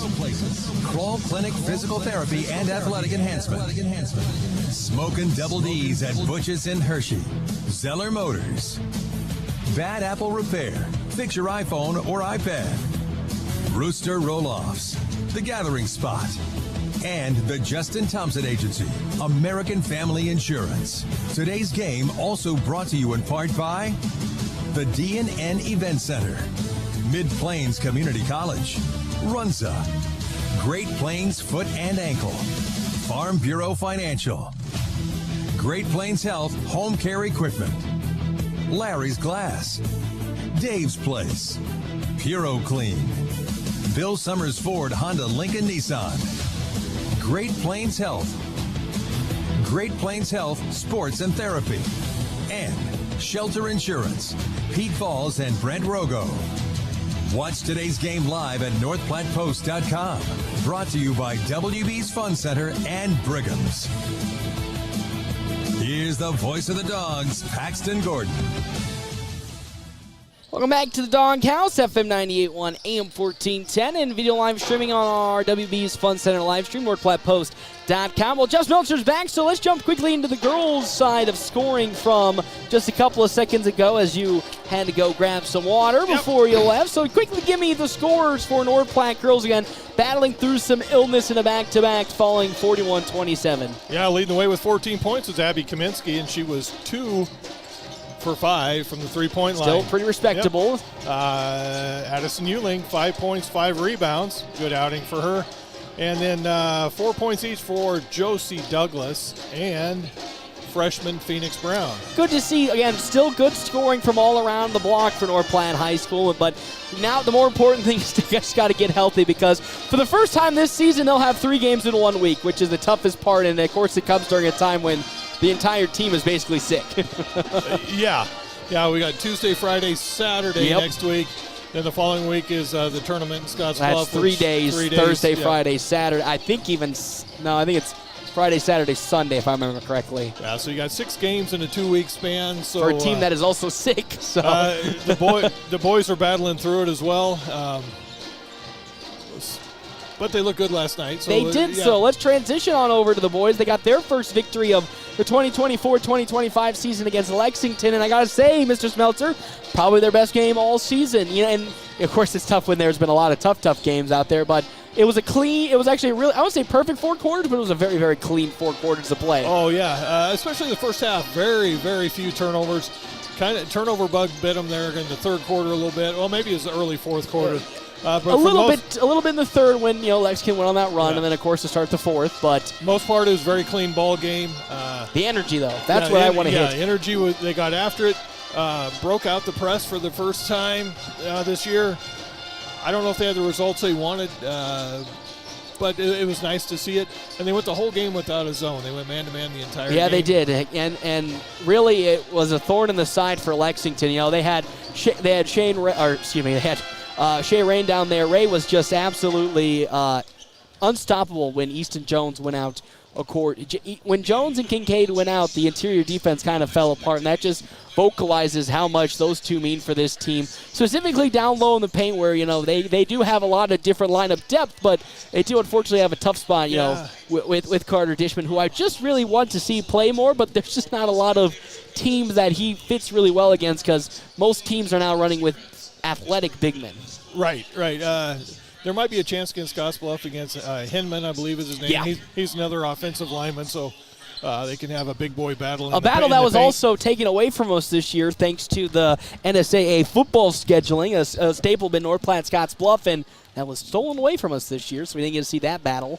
Yeah. Nice three-pointer. I'm sorry. Watching my son there. But a good outing by the Bulldogs last night, and hopefully it continues. The super good effort, and nice to get one in the win column. I know, and this is what we talked about with the girls, just getting that burden off of your back, and specifically more for the boys, because, they had gone 0 for 10 through the season. The Dogs at least had some victories leading up to that point, for the girls' side, but North Platte men had not had a single victory all season, so it really was, they were struggling to find really, I don't say motivation, but a real focus to get into some games, specifically in the second half of contests that were falling apart, because it just felt like a lot of it was like, oh my gosh, what do we have to do at this point to get something to fall our way? Yeah, and going back to the big men last night, Shane Ray had some points, but I think he only had 4 points on entry passes. The rest of them were offensive rebounds. Got to do better at that. Keeping big fellas off the boards. And again, that actually, I think, unfortunately, focal down to Kincaid and both Easton Jones being off the bench. I know Coach Pack probably wants one of them in the game at all times, just because of the physicality they bring down low. Because outside of those two, then it's Carter Dishman's the only other type of forward that at least not only brings some size but also some muscle to his game. And there were some times that Zoe Torres was on him, and Zoe's given up Probably 5 inches. Yeah. Again, that's a tough task for anybody, specifically poor Alonso, who was giving up those 5 inches. He's a physical man, we'll say it, but he's strong as they get, but yeah. When you're giving up 5 inches, it's just an easy little hook for somebody like Shane Ray, who is sitting 6'5", 6'6". So, but that now leads us then into today's game against a Sidney boys team, which has been one of, again, just like the girls, one of the best teams in their class, but they have been on a little bit of a skid recently. First started with their loss to Alliance, and then from that point on, they've been falling to a couple of games, and then fell yesterday by double digits to Ogallala. But give credit, that Ogallala team is so much different than the Ogallala team we saw in the Jamboree game. There's no shame in getting beat by Ogallala there. I think a very they're solid C1 team. I think they're state bound with their additions that they've gotten. But, this team is eerily identical with the girls' team. They are a team that struggles from beyond the arc, only shooting a smidge better at 27% from the three-point line. But get this, Jeff Smeltzer, when they are in the two-point area, averaging 49.5%. So what does that tell us? That tells us that this team really loves to get down and dirty in the paint. Yeah, I don't see a lot of big fellas, so I don't think it's going to be a lot of post possessions. I think it's going to be runouts and layups, just like the girls. So, again, Bulldogs need to protect the basketball, take care of the ball. Though the bright side is they only average 7 steals per game. So not as prolific as the girls' team. So I do think their team consists mostly of cuts, screens and cuts, cut actions into the paint. So almost like a North Platte Community College style approach where they have a lot of ball movement, but it results in a lot of free cuts into the basket or setting up one-on-ones down low. Yeah, I just looked at North Platte's team totals for three-point shooting. Very eerily the same, 26%. That doesn't include last night. Yes, I don't know that metric will be boosted up more specifically after last night. How great of a shooting percentage they had last night. Jake was 3 for 5 or 2 for 4, one or the other. Jarrett was 1 for 3. Odell was 1 for 2. He was 1 for 2. I think Easton Roman Jones may have been 1 for 4. He was 1 for 5. He was 0 for. But the lid, we can say positively, came off the basket yesterday, but actually didn't start because of the threes. It really was a lot of good entry passes into the paint with Jake Kincaid putting his head down, or Logan Hayes putting his head down. And, we always talk about Easton Jones and how he is the driving force for this North Platte offense, but you can really see how much of a difference this team is when he's off and on the court. It's because he's such a big point forward that, you have to drag a big man out there, which then allows somebody like Kincaid, who, while might not be the tallest guy on the court, but boy, he is so good finishing around the basket. Yeah, Easton's 6'5", and he can handle the ball and he can shoot from the outside, so he poses a problem. Yes. But he can't get in foul trouble. Happened yesterday in the first half when it got a little stagnant in the second quarter. That was because Easton Jones picked up his third foul, and the Dogs really were. Well, they didn't give up a huge lead. They did. I think they only got outscored by maybe 2 points in that second quarter. You can just see the offense kind of just got super still from that point forward because it forced Shane Ray to get out of the post. And once he got out of the post, then you got guys like Jake Kincaid and Logan Hayes who, for their position, are quite tall just to abuse down low in the paint against Lexington. He's an asset against a press, too, because he can throw over top of a trap. And that's where things, I hate to say it, that's unfortunately where they got into trouble with Jared Smeltzer was handling the ball and they would get stuck into a trap. Yeah. Unfortunately, his 5'8" getting caught in a trap. And that's just different ways you have to approach it. Smeltzer was trying to go over the top like Easton Jones when you kind of got to go around at that point. It's got to be a ball fake and a wraparound or a ball fake and split the defenders. But, at 5'8", you're not throwing over top of very many people. But today's another opportunity for the Dogs to get their second victory. Yes, it is against a tough team in Sidney. But on the bright side, the thing is, I say you don't have to worry about the three. We're not coming into this game being like, got to protect the perimeter. 27% is not a very, very good three-point percentage. Yes, it's not horrible, but it's right around where North Platte was, and North Platte has not been a team that has forced teams to focus them around the perimeter. So for the Dogs, which have been a very good interior defense team, this might be the perfect matchup for them.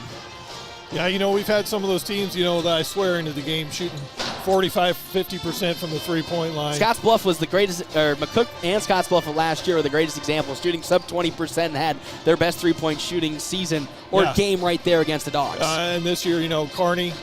Well, I don't know if we can. That might be a different dog because Kearney is just so killer. Pius from the outside. Kearney Catholic, not so much, but trying to think some of those earlier. Somebody that was it Norfolk the second time? Might have been Norfolk. Yes, that was the bigger blowout. Because the Norfolk first time was pretty close. It was just Norfolk the second time got a little out of control. They weren't great three-point shooters until they come into this gym. And they Well, don't breathe that air into existence, Jeff Smeltzer, as Dogs today going to keep that same lineup we saw yesterday, which I thought worked to perfection and at least provides North Platte with a little bit better movement around the court because they are running the zone more and more, and it's been pretty effective for North Platte today. And I'd assume against this team that is not a good shooting three-point team, this zone defense might actually be pretty suffocating. Yeah, and they don't list any heights there, but it looks like all their starters are probably 6 foot to 6'3" range. Honestly, I think this might be another good matchup for North Platte height-wise, where they're not going to get, there's not one place we can circle where they're just going to get dominated by. So I think today's game is going to have to really boil down to as we jump into our Owls Lock and Safe keys to the game here. We always talk about it. It's like we are in a time loop. But turnovers, I think, are going to really punctuate this game. Not because, Sidney's a good team that turns the ball over or forces turnovers. That's just going to be a point where it's going to focal point into free buckets. Yeah. And Sidney averaging they are averaging 16.5 points per game. 49% from within the 2-point area. You can tell that this team is really good in transition and really good down low. So the Dogs are really going to have to be punctual down there. And that's where I think they have been really good. They've struggled beyond the perimeter, but when they force teams to go into the paint, Lexington, a prime example, teams really get out of their comfort zone. Yeah. Take care of the basketball. Try and create some turnovers tonight. And again, if you're going to go into the zone, I don't know if they are or not, make sure you block somebody out on a shot. I think they looked much better yesterday against Lexington in the box outs. That was a functional point. Yeah, that was a functional point. And that then begs the question, what do you think defensively they should do? Should they go zone or should they go man? I mean, to be honest, you pick your poison there. I think they both look really good in man or zone, but it's whatever, it's whatever they feel like. It's like a pretty good athletic team. I don't know. I'd match up man, see how that goes. So let's jump then into our Double Dips Ice Creamery starting lineup right here. Double Dips Ice Creamery in the historic Canteen District in North Platte offers 24+ different flavors of hand-dipped ice cream served in a variety of ways. Double Dips also offers homemade waffle cones and bowls alongside homemade fudge and freshly baked desserts. Plus, they also have available the ice cream trailer for all their outdoor events. Getting the start today, Reed Fiskus for the Red Raiders alongside Landon Riddle with Lance Hawley, as well as Alex Doty and Kean Kaiser for Sidney and the Red Raiders. Jeff Smeltzer, what do you got for North Platte High School? Your hometown Bulldogs are going to start out with sophomore Logan Hayes checking in at 6'2", Sam Ewing, a 6'2 junior, Easton Jones, a 6'5 senior, Eli Broman, a 6-foot senior, and rounding out starting five, sophomore Jake Kincaid checking in at 6'3". Kincaid, one of the only Dogs that is shooting above 40% from three-point land, continued to have that grow yesterday. So I'm excited. I love that he's finally exploring his game more, and I think the Dogs need to have a couple more of their fellows follow in that footsteps. Sam Ewing, I think, is one that needs to really take that jump forward. And I think really outside of that, trying to think who comes off the bench that could maybe take more shots. Maybe Logan Hayes from beyond the arc. He shot 2 yesterday, made one of them. So yeah. So if it's there, yeah, let her rip. But if not, it looks like they might be able to get the ball inside tonight. If you can get Easton in the paint or Jake or Logan on a drive. It's going to be a fun game. Sidney coming off of a loss yesterday against Ogallala, one of the best C1 schools this season.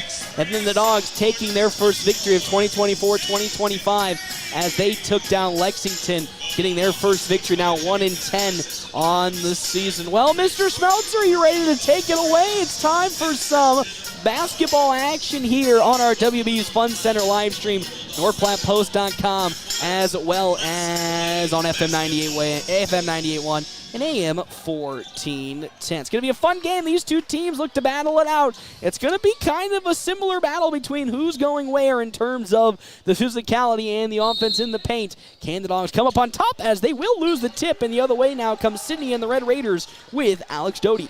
And hand it off to Hawley. Yep, they're going to start off with that man defense. Kind of thought that might be the approach they go with. Driving in there goes Riddle. Down to the paint, no good on the shot from Kean Kaiser. And now comes Easton Jones up the court. Fast break opportunity, coast to coast short. Rebounded there by Reed Fiskus. And now comes the Red Raiders. To the near side with it is Doty. Doty on the perimeter. Now he looks to pass. He's trying to find some help. He's able to find it, though, in the opening in Kaiser. Kaiser into the paint to Fiskus, and a travel by Reed Fiskus. Turnover for Sidney. So Dogs get 2 quick turnovers on the first 2 possessions for the Red Raiders. All right, get a good look here, Bulldogs. 7:28 left to go on our wicked fast scoreboard. Nothing the score between these 2 teams. As Easton Jones slowly up the court will come with it for North Platte High School. Now he'll come to the right side and hand it off to Hayes. Hayes to Kincaid. Kincaid to Jones. Jones now switch and hands it off to Ewing. Ewing to Broman. Broman back to Hayes. Oh, ball's in the open court, turned over. And now the pass up to Kean Kaiser, and Kaiser lays it up and in. Some bad sloppy passing results in 2 points for the side of the Red Raiders. They're switching every time on that dribble handoff. Dogs got to realize that. As now Kincaid on the left wing to side of Easton Jones here on the right wing. Now to Broman. Both teams going man-to-man. Down low to Easton Jones. He was able to catch it. Wasn't looking for it. Floats one up. No good over Kean Kaiser, but rebounded there by Reed Fiskus. Yeah, I think he thought somebody got his arm, and he might be right. Down low, wide open. Alex Doty gets his first 2 points today. It's 4-0 on our wicked fast scoreboard here in favor of Sidney and the Red Raiders. As Ewing around the perimeter now with it. Looks for some help. The floater, no good, and that's going to be strongly rebounded by Landon Riddle. Dogs 0 for 4 to start in their offensive possessions. Now top of here comes Kean Kaiser. And that shot no good as that's off of Alec Doty. It was there, just passed a little too tall. As now here comes North Platte the other way. Still trailing 4-0. The wicked fast scoreboard. They've had some opportunities, but shots just haven't fallen yet. As cross now over to Kincaid. Kincaid guarded by Hawley. Now pass to Ewing, top of the three-point line to Hayes. Logan Hayes drives into the paint. Nice hesitation. Up for the layup. Oh, off the mark. And there's another rebound by Kean Kaiser. That's his second. Now the bounce pass. That's going to get to Reed Fiskus. Ball's on the floor. It's out of bounds. Last touched by North Platte High School as Eli Broman's slow to get up. Dogs were looking for a travel call as landing on the basketball there was Reed Fiskus with 5:43 and inbounds on the baseline for Sidney and the Red Raiders. Kaiser throws it on in, is able to find Doty. Doty spinning, floats one up. It's in. Nice 6 quick points, then you can really see how this team is so good down in the paint. Alec Doty now has his 4th point. 6-0 on our wicked fast scoreboard. Into the paint they go to Jones. Now to Hayes. Logan Hayes around the perimeter. Now will juke pass and pass it to Jones. He'll get a screen. Jones on the baseline. Guarded by Hawley. Goes up for the shot. That time it's in. Easton Jones making it a focal point to start this game off in the paint. Scoring-wise, and finds his first 2. Kaiser hop steps, picks his dribble up to a cutting in Doty. No, ball's on the floor. Picked up by Sam Ewing. Good steal by the Dogs. And now the other way they come. 6-2 on our wicked fast scoreboard. As Easton Jones won't get the handoff, and they pass it to Hayes instead. Hayes guarded by Fiskus. Now back to Easton Jones at the logo. Looking for the offense to set up. Jones around the right side. Hands it off to Logan Hayes. Actually kept it himself. Backing down Fiskus. Reed Fiskus will get crossed up now. Here comes a 3 for Ewing. Oh, beautiful. Sam Ewing gets a 3, and now it's 6-5 on our wicked fast Just scoreboard. like you talked about. Yeah, Sam, take some more shots, fella. As Broman getting drove on by Doty. And that ball goes out of bounds. Oh, Last I thought touched he knocked it off his thigh. By Eli Broman. It looked like it bounced off of Alec Doty's thigh, as you said, but good hands, Eli. Official says no. Dogs looking pretty good. These last 2 possessions as the inbound going to get to Riddle. Riddle around the perimeter now, guarded by Logan Hayes. Going to pass it now to Doty. Here comes some substitutions for the side of Red Raiders. Fiskus now with it. Bounce pass it. Oh my gosh, what a great bounce pass back. Wow. Nice give and go. Kean Kaiser with a beautiful push bounce pass back off of the quick feed, and it's 8-5 on our wicked fast scoreboard. Man, what a pass that was by Kean Kaiser. As there's a foul going to be called against Landon Riddle.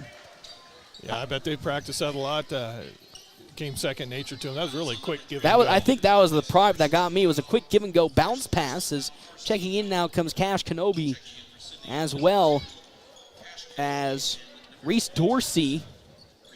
8-5 on our wicked fast scoreboard with 4 minutes left to go here in this first quarter, as Carter Dishman will now be the first substitution for North Platte. That's Kincaid on the right wing. Alex is driving in the paint. He steps out, finds Euling. He drives baseline. Euling with a floater with a foul behind from Reese Dorsey. And how about the young Sam Euling? We talked about we needed a couple more dogs to get aggressive on the offensive side, and Euling has taken the initiative so far in this first quarter. A little more offensive-minded tonight. Good take there by Sam. Got fouled from behind by Reese Dorsey. Dorsey's second team foul for the Red Raiders, and here comes the first free throw. Yeah, falls in from Sam Euling as out goes Logan Hayes, and the big Carter Dishman checks in. Took another charge yesterday night. He did, and I know Sam was a 75% free throw shooter going into last night, and I can't remember what he did. I think he also went 2 for 2. Dogs also on the boys' side shot pretty good from the free throw line. Well, I say that and misses that one, though. Almost rebounded by Eli Broman as he almost got the steal. That rebound going to Kean Kaiser. So it's 8-6 on our wicked fast scoreboard with 3:46 left to go here in this first quarter. Okay, here's Dogs pressing. We haven't seen much of that this year. No, Cash Kenobi now gets the ball, tipped up by Easton Jones, but found by Reese Dorsey. Dorsey now across the half-court line. He drives, looks to hand it off, still looking. Eli Broman there defensively, now to Kaiser. Kaiser steps back, crosses over, hands it back on over to Doty. Doty now penetrates, now to Kenobi. Kenobi hands it off now to Doty. Doty drives right past Carter Dishman. Wide open three for Landon Riddle. He misses it and rebounded by Easton Jones. Again, 27% three-point shooting team for the Red Raiders. Now to Broman. He thought about the transition three, but passes it back to Jones. Euling, open corner three again. That one off the mark. Broman barrels his way in and fouls Reese Dorsey, who got the rebound, but love the shot selection again from Sam Euling. Yep. And good aggressive foul by Eli, trying to get that offensive or that defense. Yeah, offensive board as first team foul for the Dogs today in this first quarter. 3:04 left to go. They break down that full court press. Does the Red Raiders into the paint, flowing the layup up? No good. As Big Dishman takes another potential charge call, but Landon Riddle can't get the shot to fall, and that goes out of bounds. Last touched by the Red Raiders as Reed Fiskus will check in now for Landon Riddle. Yeah, Big Dish not afraid to take some contact. Love to see the Dogs actually focusing a lot more on getting charge calls. Even though they haven't got a lot their way this season, do love to see that aggression still continue. They cross-court it over to Easton Jones. Jones now trying not to get trapped. They pass up to Carter Dishman. Dishman back to Kincaid, and now they find Easton Jones at the logo. So good breakdown of that full court press. And now the Jones set, and then the Dogs set the offense up. Big Dishman on the perimeter. Now going to set at the free throw line to Euling. Into the corner to Broman. Zone defense. Broman cross-courts it to Easton Jones. Jones drives into the lane. Now to Broman. Broman to Kincaid with 7. He fires just inside the three-point line. Takes a bad couple of bounces. Tipped up. Big Dishman almost gets the rebound. Good shot by Kincaid. Takes a couple of bad bounces in and out. 8-6 on the wicked fast scoreboard. 2:24 left to go in this first quarter. Yeah, first quarter going quick. Pretty competitive first quarter between these two teams as the Dogs now going for a relatively soft zone defense, trying to get some traps. As now the pass, though, stolen away by Eli Broman in North Platte High School, and he's in some trouble, but finds one Kincaid and now Easton Jones. So the Red Raiders set up in a zone defense, a 3-2 zone. As they'll pass to Euling, and now to Broman, cross-courting to Easton Jones. Jones cross-courts it back to Broman. He pulls a quick trigger three. No good. Rebounded, though, by Kean Kaiser. And the other way comes Kaiser and the Red Raiders. 8-6 on the wicked fast scoreboard. Kaiser crossing over Easton Jones into the paint. And Broman, I think, gets his second foul. Potentially. We'll see who they give it to. Nope, they'll give it to Easton Jones, his first. And now here comes Jeff Smeltzer's son, Jarrett Smeltzer, checking in for the first time today. I think he might come in for Sam Euling as Kean Kaiser now goes to the free throw line. He's got 4 points today. Make that 5 off of his first free throw. 9-6 on the wicked fast scoreboard as Jake Kincaid will check out. 1:50 left to go here in this first quarter. 9-6 lead for Sidney and the Red Raiders.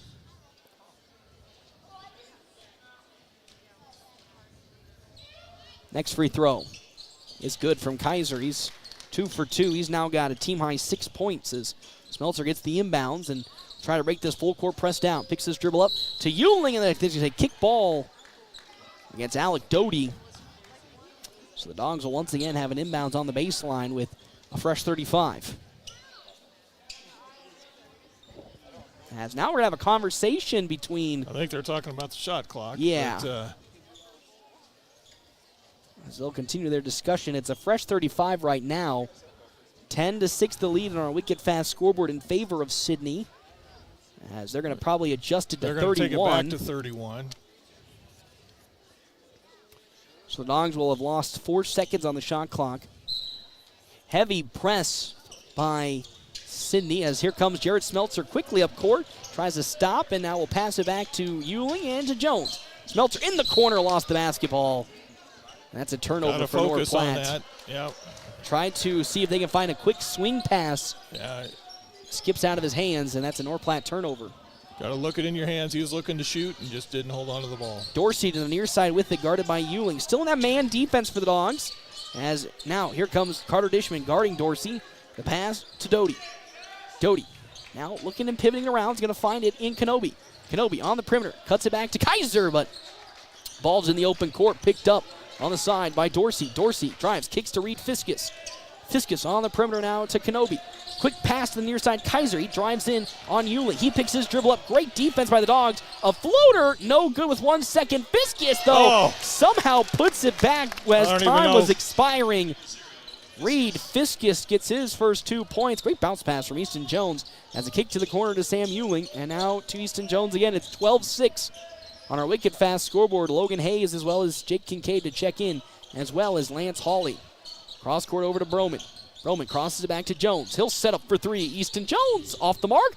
Oh, there's Carter Dishman trying to get it, but Reed Fiskus will pick it up instead, his 3rd. And now the other way comes Kenobi and the Red Raiders. Into the corner. Quick cut into Kaiser and the bucket with the foul from Sam Ewing. And that's another bucket for Kean Kaiser. He's got 8 points. So far this season, Kean Kaiser leading the way for the team. He averages 17.6, and he's so far making his way there with 8 as Easton Jones as well as Broman and Ewing check out for Alonzo Torres, Logan Hayes, and Jake Kincaid. Yeah, he's a good ball player. Has 14-6 on our wicked fast scoreboard. Kaiser will miss that free throw as that's rebounded by the big Carter Dishman. First rebound for Dish today, and now up comes Jarrett Smeltzer the other way. Into the corner to Logan Hayes. Now to Smeltzer. Smeltzer around the perimeter. 3-2 zone in for Sidney. 14 seconds left to go in this first quarter. Smeltzer to Torres. Torres back to Smeltzer with 8 seconds. Hayes now to Smeltzer. He'll fire for 3. Just off the mark. Rebounded by Kaiser with 2 seconds. Kean Kaiser now up to Doherty. The shot no good. And there's going to be... Okay, no good. I was going to hope they were going to call a foul there. No. I was about to hold my breath, but with that, that's the end of this first quarter. It is 14-6 on our wicked fast scoreboard. We come back here to the Doghouse, FM 98.1, AM 1410, and live streaming on our WB's Fun Center live stream, NorthPlattePost.com. You're hungry and you don't want to cook. Time for Dave's. You know how it goes. It's 6 p.m. already and nothing's planned for dinner. Let Dave's Place take care of it. With dine-in and carry-out, your family's meal is taken care of. And Dave's Place has the big game on. A family atmosphere with plenty of TVs to watch all the matchups you want. With homemade pizza, wings of almost any flavor, and nightly drink specials, Dave's Place won't let you down for dinner. Dave's Place, 1510 East 4th Street, North Platte, or online at davesplacemp.com. Whoop, whoop. The Dogs play here on FM 98.1 and 1410 AM KWOQ AM North Platte. Enjoy great food from Merrick's Ranch House. There's 10% off online ordering, and Merrick's offers a 10% veteran and military discount. Dine in, order online at merricksnp.com, use DoorDash, or call 532-8200 for carryout. North Platte Post Sports. Welcome back here to the Doghouse, FM 98.1, AM 1410, and live streaming on our WB's Fun Center live stream, NorthPlattePost.com. 14-6 on our wicked fast scoreboard. Our timeouts is always brought to you in part by Kevin McGann and the Fortify Group. Check out Kevin McGann and the Fortify Group. It's location 621 South Dewey, Suite B, as well as our other sponsors for today's game, Hands of Heartland. Hands of Heartland has offered support and services for those with developmental disabilities in Nebraska since 1998, and now is bringing those services to the North Platte area. 14-6 with a 3 for Logan Hayes. It touches off the mark, and it's going to be rebounded on the side by Sidney and the Red Raiders. Most importantly, that's Alec Doty with the rebound. The floater, no good. Big Dishman with the rebound, his second today. And now the other way comes North Platte trailing by 8, 14-6. Jeff Smeltzer, what you want to see here in this second quarter for North Platte as that pass gets down low to Dish backing down. Carter Dishman, yeah, you talked about you wanted That's what I'd like to see. More Carter Dishman backing down in the paint, and that time resulted in a bucket because, no offense, nobody can stop Carter Dishman with his size down low, and he gets his first 2 points today as that pass goes out of bounds. The Dogs switch up to a 2-3 zone. And again, I'd be remiss if I don't say for the third game in a row, congratulations, Carter Dishman, on that Shrine Bowl invitation. Well, yes, big congratulations to Dishman, and gets rewarded with the 2 points. It's now 14-8 on our Wicked Fast scoreboard. Take it away, though, what you want to see in this second quarter for the Dogs to claw back to the lead.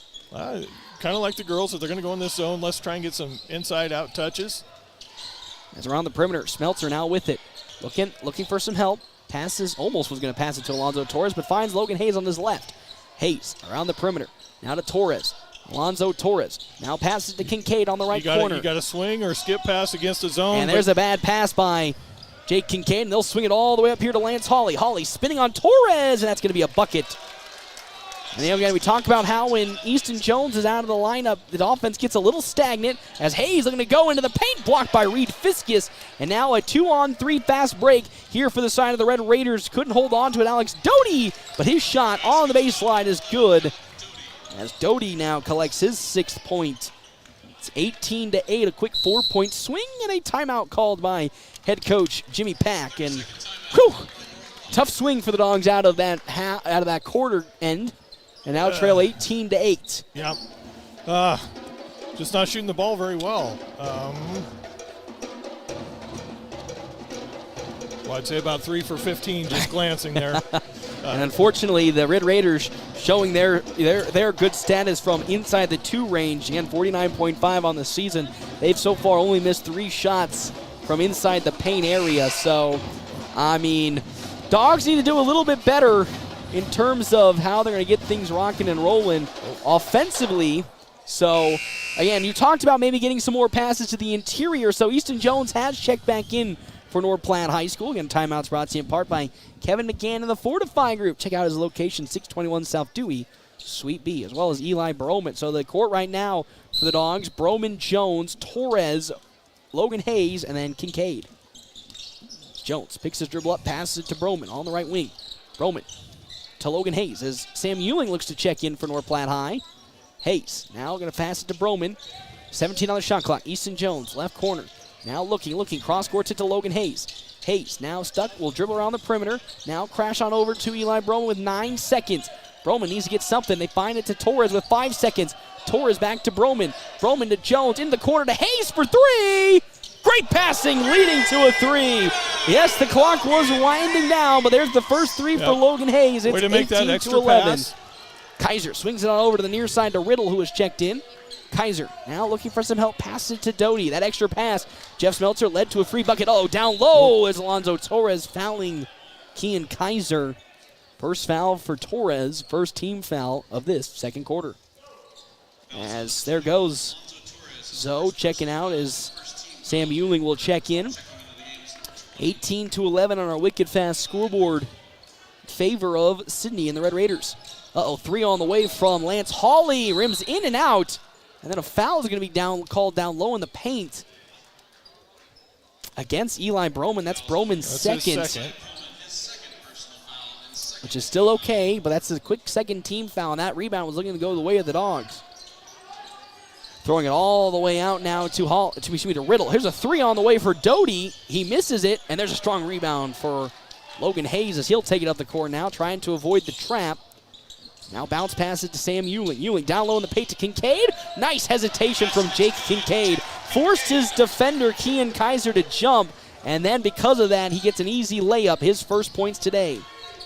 Great bounce pass to Reed Fiskus on the baseline. No good as Kaiser now shoots a moving 3. That one bounces in and out. Strong rebound by Kincaid, and now the Dogs looking to push tempo up to Sam Ewing. Ewing from around 12 out. Oh, no good, and there's Reed Fiskus getting his 4th rebound for the Red Raiders. Half-court heave, no good, as that's a foul going to be called. Oh, and the shove.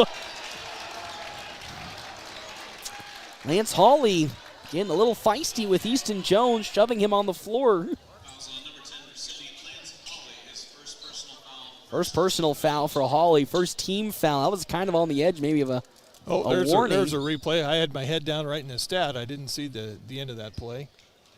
So Hawley when Easton Jones and Hawley got tangled up, Jones was laying a little bit on Hawley, and Hawley kind of pushed Jones out of the way.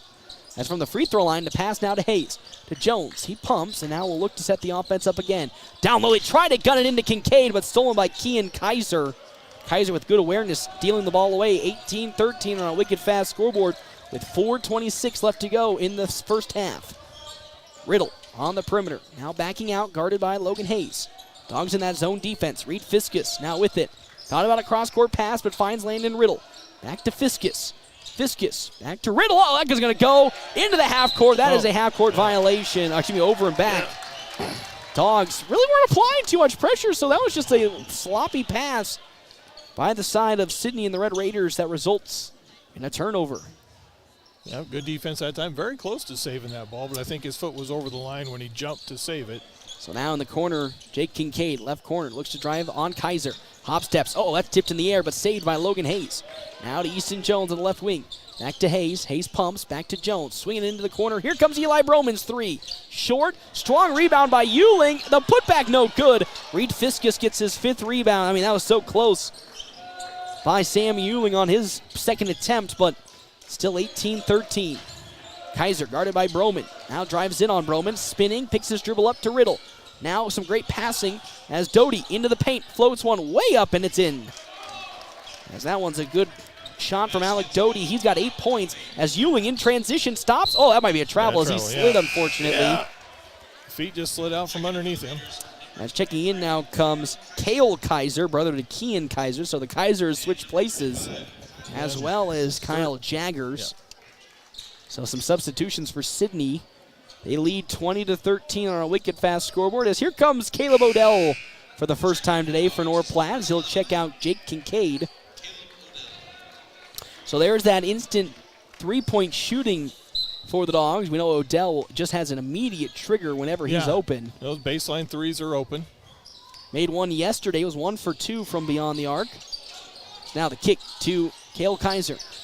Now back on over to Hawley. Hawley gets almost into the paint, as that's going to be a foul, I believe, by Reed Fiskus. And it will be on Reed Fiskus, his first. Nice job stepping in front of that pass and stealing it away by Logan Hayes. Good positioning. Defense looking really, really strong tonight for North Platte. Yes, they are trailing 20-13, but give credit to the Red Raiders. They're making their shots, but the Dogs aren't making it easy for them. Hayes on the right wing now with it. So again, that zone defense being deployed by, the side of the Red Raiders is a huge leap from Lance Hawley to block that and tip it out of bounds. A little scary fall, but what athleticism from Hawley. Yeah, Sam Euling was there setting a screen, and he jumped and went over top of Sam. Jones now looking to pass it, swings it over to Odell. He'll pull that quick trigger three. Oh! Three-pointer for Caleb Odell. His first today, and it's 20-16. There's that quick trigger we talked about. I didn't think he was going to pull that trigger, but he pulled it. He's a sharpshooter. Kaiser in the paint, tipped away by Sam Euling. Love the energy that this team is producing, specifically from the bench. We talked about how, Coach Pack came in a couple pre-games ago, or post-games, and talked about how he really was trying to find ways to get the team energized. Ever since that Kearney Catholic game, can really see the bench starting to really get behind and use some more of their energy to keep the team engaged. Yeah, 5 points for bench scoring so far. As that goes out of bounds, last touched by the Bulldogs. So with 14 seconds, another inbound for Sidney and the Red Raiders with Reed Fiskus. Fiskus throwing it all the way back to Riddle. Riddle now finds Jaggers on the right wing. Back to Riddle. Riddle to Jaggers. And a double team now. Jaggers finds Riddle with 6 seconds. Into Jaggers for three. No good. Tipped in the air. Rebounded by Easton Jones and the Dogs. Here comes a fast break opportunity. Tipped. What? And they're going to say he got over and back. Yeah, Easton gathered it in the front court and threw it in the back court. Doggone it. Good hustle play, though. He got into a scuffle, a little bit of a tangle there with Landon Riddle. Yeah, I'm not sure he knew where he was on the court. No, I don't think so either. I think he imagined he was in the back court. So now checking in comes Kean Kaiser, as well as Alec Doty. And a three on the way from the Red Raiders. Oh, airball. And that one's going to be almost saved not saved as Doty tried to bounce it off of. Yeah, I think he bounced it on the line. Broman, so there's an air ball, the new air ball graphic. Love to see that with Coach Pack. I can't believe you missed that one. You would have loved it. So now the inbounds for the Dogs. Full court press once again by, here comes Logan Hayes throwing it all the way up for Sam Ewing. He gets it on Reed Fiskus. Then the layup from Ewing is in. Beautiful pass from from Logan Hayes to Sam Ewing. And how about Ewing? Was that 5 points today for the young Ewing? That is 5 points today for the young Ewing. Riddle now top the three-point line to Doty. Wide open three for Doty. He misses that one. Kean Kaiser with the rebound. Trying to go up, but then blocked from behind by Easton Jones. And then a foul called. Great box out from the Dogs. And then an even better block from behind by Easton Jones. Second foul for Landon Riddle. Third team foul for the Red Raiders. The Dogs now only trail by 2, 20-18, with 1:33 left to go on our wicked fast scoreboard, Mr. Smeltzer. Love it, love it, love it. Hayes, quick pass in to Easton Jones. He's going to save it. Now they have an advantageous break for the Dogs. Jones trying to push some tempo. Into the paint he goes. Lost the basketball. Somehow saves it. Now looks for a cross court to Broman. To Odell. Now on over to Ewing. Yeah, he should have. Now on the right elbow. Here comes Easton Jones to Broman. He thought about the three. He now drives. He kicks to Logan Hayes. To Easton Jones with 15. As here comes a screen now for North Platte High. Screening Easton Jones. Switched onto the handoff to Odell with 7 seconds. To Broman. Broman trying to split through defenders. He's out of time with 4 seconds. That's stolen. Here in the open court, Alex Doty goes. Euro stepping, floating. It's in from Doty. Again, the dreaded turnover above the top of the key. 10 points for Doty. The throw up to Broman now with 49 seconds. On the left side, Eli Broman with it. Now to Hayes. The offense sets up to Easton Jones at the logo. Dogs will at least look to get at least one more shot off before halftime. Now the kick to Odell in the corner. He'll fire a quick three. Off the iron, no good. Rebounded by Reed Fiskus, his 6th rebound. There's about a 0.5-second shot clock, game clock difference with 28 seconds to go before half. The three from Riddle, no good. Tipped out of bounds, last touched by Easton Jones. That time Fiskus got the better of the box out on Jones, but Jones able to tip it out of bounds. And with 23 seconds, the shot clock is turned off. 22-18 the lead for Sidney. The lob up to Riddle. His little floater is in. Just too easy there for Landon Riddle. Play. As a quick now pass up to Sam Ewing with 14 seconds. They'll go into the right corner. Ewing back to Odell. Odell dribbles around. Now needs some help. Finds Easton Jones with 7 seconds. 6 seconds. Jones drives on Kaiser. Jones lost the basketball. Stolen away by Hawley. Then off the knee of Hawley with 1.4 seconds left to go. Now, I wouldn't be shocked to see a potential play call for Caleb Odell here or Jarrett Smeltzer for 3. Now they're going man. So, Broman with the inbounds now for the Dogs with, again, 1.4. Looking, throwing it all the way up to Easton Jones. Floats one up, no good. Looking for the foul from Kean Kaiser. That full court heave off the mark, and that's how this first half comes to an end. North Platte trailing in this one 24-18. On our wicked fast scoreboard. Good first half, though, for the Dogs against a very, very strong Sidney team. Yeah, it was. Yeah, yep. Super proud of the way they played. Again, much like the girls, the defense was really strong. Offense, not shooting the ball real well. No. That's kind of been the bugaboo for most of the season, but still, in access, they're doing a good job. I mean, Sidney team showing off flexing their muscle in the paint, as we knew they would, almost shooting near 50% from the floor, like in the paint and 2-point area. Really an athletic team, this Red Raider bunch, and had a couple runouts. You turn that ball over, above the top of the key, and it's trouble. But again, very, very pleased with the Dogs' production, especially on the defensive end, and let's see some more of it in the second half. That's what you want to see. Can they produce more of it in the second half? Well, guess what? You're going to have to find out when we come back here to our Quick Stop halftime show on our WB's Fun Center live stream, NorthPlattePost.com, and, of course, on FM 98.1 and AM 1410. Buy Buying a car is not always the most pleasant experience, but it doesn't have to be that way. A quarter of a century. That's how long Premier Toyota has been in the North Platte community, delivering a car buying experience that's friendly, easy, and fun. Check PremierAutoplex.com first, then stop by 2600 South Willow Street in North Platte. See Premier Toyota for your next new Toyota or pre-owned vehicle. Premier Toyota at PremierAutoplex.com, just south of I-80, North Platte. Attention North Platte and surrounding communities. Great Plains Health Home Care Equipment is here to serve you at 220 West Leota Street, Suite 1, right next to Great Plains Urgent Care. Whether you need a wheelchair, mobility scooter, lift chair, or more, their expert team is ready to make your home safer and more comfortable. Call Great Plains Health Home Care Equipment today at 308-568-8510 and take the first step toward comfort and independence. In a lawsuit, a little extra liability protection can go a long way. I'm Justin Thompson at the Justin Thompson Agency. A personal umbrella policy from American Family Insurance offers $1 million or more of coverage over and above the limits of your auto and home policy. And it's affordable.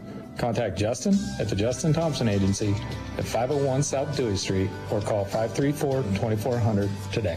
American Family Insurance.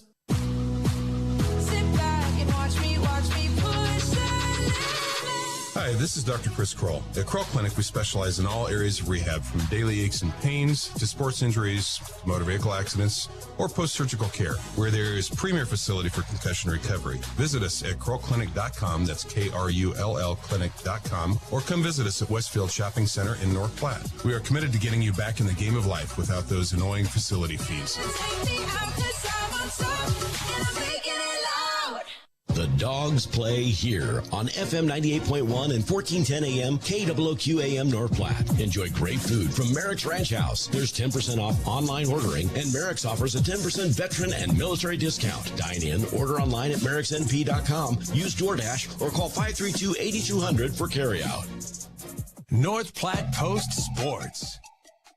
Welcome back here to the Doghouse, FM 98.1 AM 1410, and of course live streaming on our WB's Fun Center live stream at NorthPlattePost.com. Jeff Smeltzer joins me, Paxton Gordon. It's a 24-18 lead on our wicked fast scoreboard here at our Quick Stop halftime show.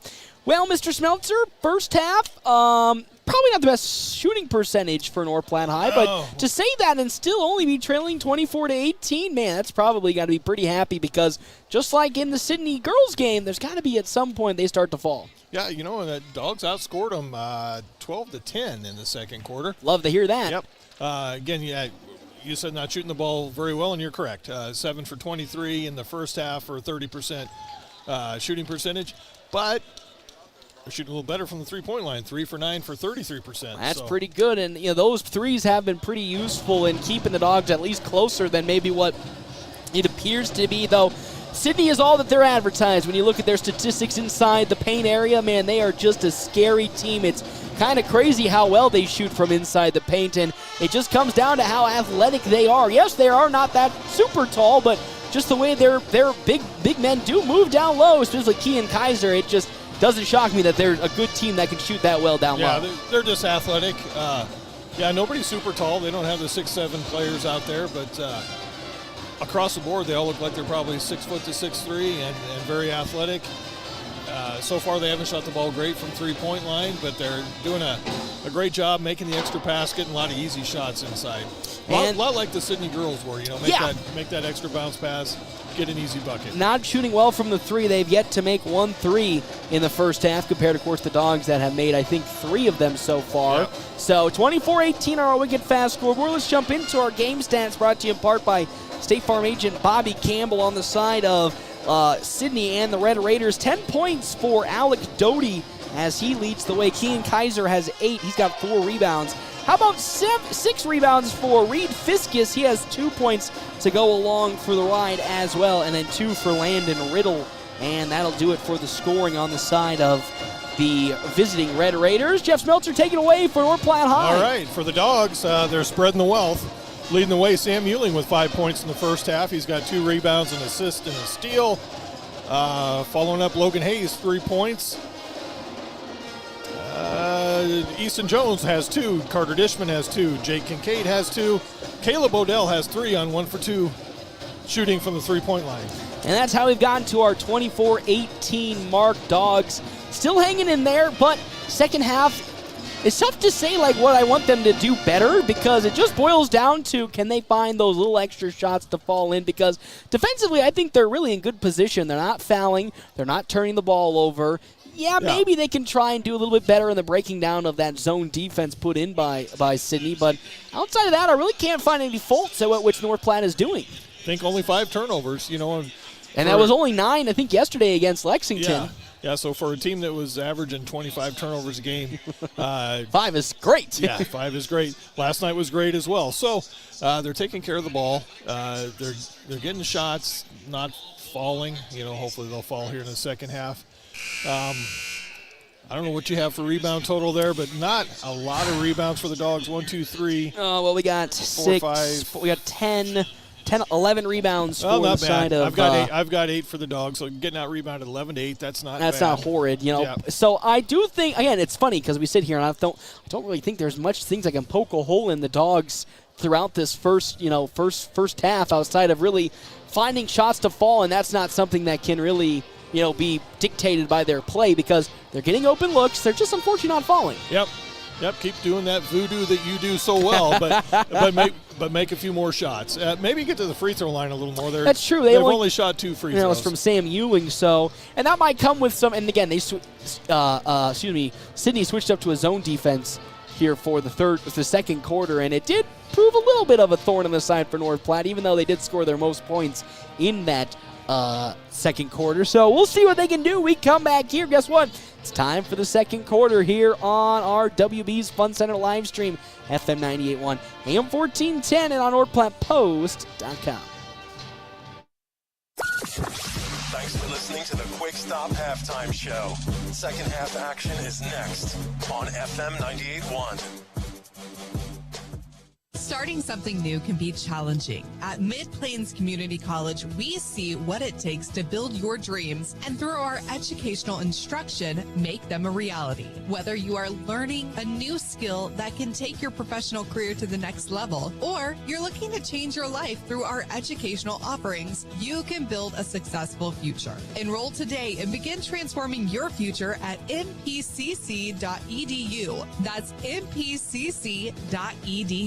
Are you in the market for a new or pre-owned car, truck, or SUV? Look no further than Bill Summers Ford Honda Nissan Lincoln for your next vehicle. Look online 24/7 at BillSummers.com. Bill Summers is Western Nebraska's leasing headquarters, and they have aggressive financing to get you into the vehicle you've been dreaming of. Check out all the inventory at BillSummers.com anytime. Bill Summers Ford Honda Nissan Lincoln, where families are our business. Highway 83 and Walker Road in North Platte, and online 24/7 at BillSummers.com.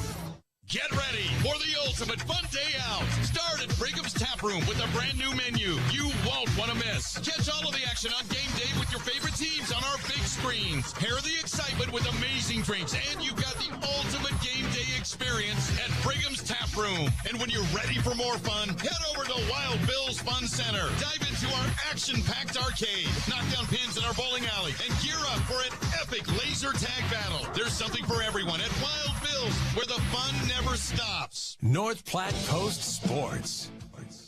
Welcome back here to the start of the second half on our WB's Fun Center live stream, NorthPlattePost.com, and also on the radio, FM 98.1 and AM 1410. Joined by Jeff Smeltzer. That was our Quick Stop halftime show. 27 locations, open 24 hours a day. Quick Stop, always open right around the corner. Starts to the second half. Mr. Smeltzer, Dogs will be on the defensive to start this second half, trailing 24-18. Yep, coming back out man-to-man to start second half.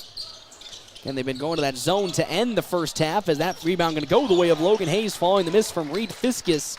So the Dogs starting off with a miss on the defensive side. Can they find something offensively? Broman from inside the paint. No good. Strong rebound by Ewing, but taken away from behind by Landon Riddle. That's the second rebound for Riddle. That ball somehow is going to make its way to Hawley, and then Kincaid gets his fingers on it, and it goes the way of North Platte.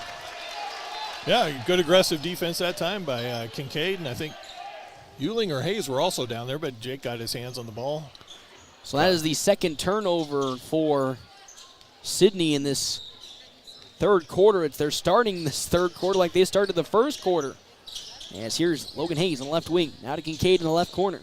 He drives into the paint area, kicks it to Hayes on the baseline. Hayes in some trouble, finds Kincaid. Kincaid hands it off to Easton Jones with 19 on the shot clock, and the offense resets. Jones on the perimeter. Sidney in a man-to-man, and they're switching on everything.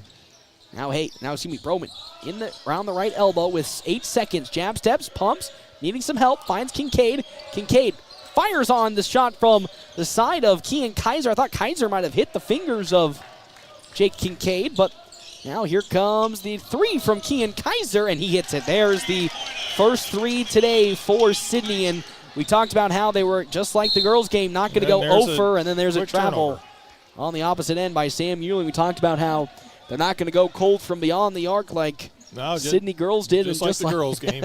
Like clockwork. They get their first three, and it's now up to a 9-point lead for Sidney, 27-18 with 6:43 left to go in this third quarter. Doty now hands off to Kaiser. Back to Doty. Around the perimeter. Finds Hawley. Hawley guarded by Ewing. Now to Kaiser. Guarded by Kincaid. Dogs on a man defense. That's off the leg there of Logan Hayes. Ball's on the floor, and he's on the baseline. And they're going to say Bulldog basketball. He's out of bounds, and that's North Platte ball. So the Dogs starting man, both teams starting man defense, but with different approaches.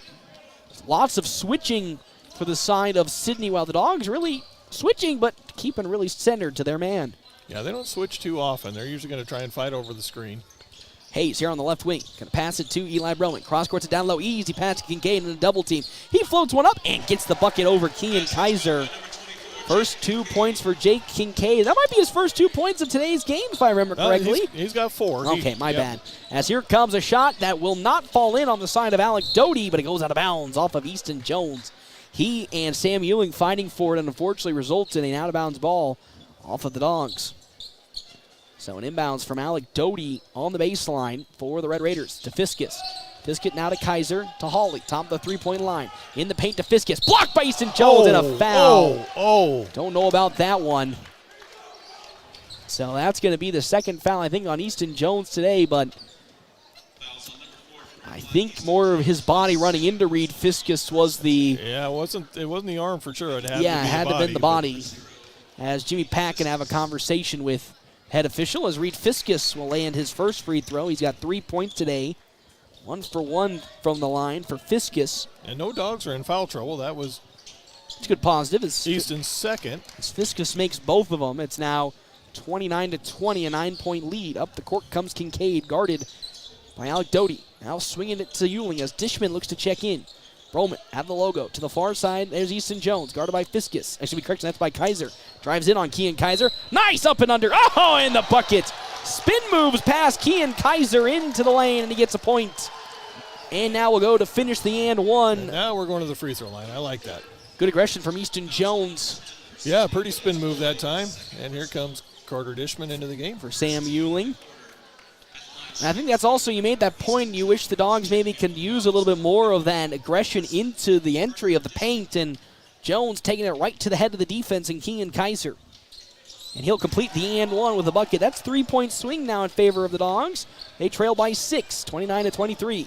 A wide open shot, way short, and that's going to be off the fingertips and rebounded by Landon Riddle, and a foul for Broman. Broman's, I think, second. I think it's his third. Oh, it might be his third, correct? Yep, it's his third. So there's the foul trouble. As here comes Jared Smeltzer to check in for Broman. So, you had to speak it into existence, Mr. Jeff Smeltzer. And now one Bulldog is in foul trouble with 5:30 left to go in the third. Second team foul for the Dogs is Fiskus. Now to Riddle, top of the three-point line. Back to Fiskus. Fiskus pivots around. Dogs into zone defense now with Carter Dishman on the court. Now, good swing passing. Oh, that's in and out of the hands. That's going to be fought for and saved and picked up by Landon Hawley somehow. Great fingers from Easton Jones. As Jones going to pass it to Jake Kincaid. A little bit of chaos that results in the favor of the Dogs, as here comes Kincaid, putting his head down, up for the shot, no good. As Dishman tries to go for the rebound over Kean Kaiser, no good. And that was a no-doubter. I mean, if you're going to foul. might as well get your money's worth with it. Kind of a bear hug there, but yeah. First foul. How about that? First foul for Dishman, though. What a great turnaround for Carter Dishman, after starting the season where it felt like he just couldn't avoid foul trouble, now getting his first in the third quarter and playing a lot of good minutes today is Carter Dishman. Yeah, he is. He had that nice bucket in the first half. As now Kaiser down low. Oh, and there's a foul on Easton Jones.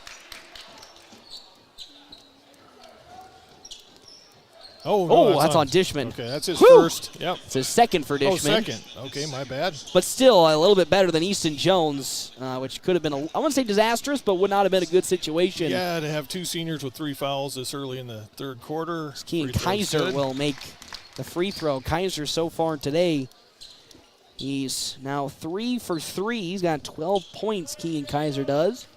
It's now 30-23 and probably be 31. So he makes another one. He's 4 for 4 for Kean Kaiser. 31-23, an 8-point lead for Sidney and the Red Raiders. As Jared Smeltzer on the far side, taking it up for the Dogs now to Kincaid. Kincaid dribbles back, looking for some help. Thought about giving it to Easton Jones, but find Logan Hayes on the right wing. Hayes now around the perimeter to Jake Kincaid. Right corner. Kincaid guarded by Hawley. Stuck on 17 one side of the seconds. Court. Now needs to find a way. He's going to float up a baseline shot that's off the mark, and it's rebounded by Reed Fiskus for his 7th. You said the Dogs got stuck in that corner and then just never got out of it. How about Hawley for 3? No good.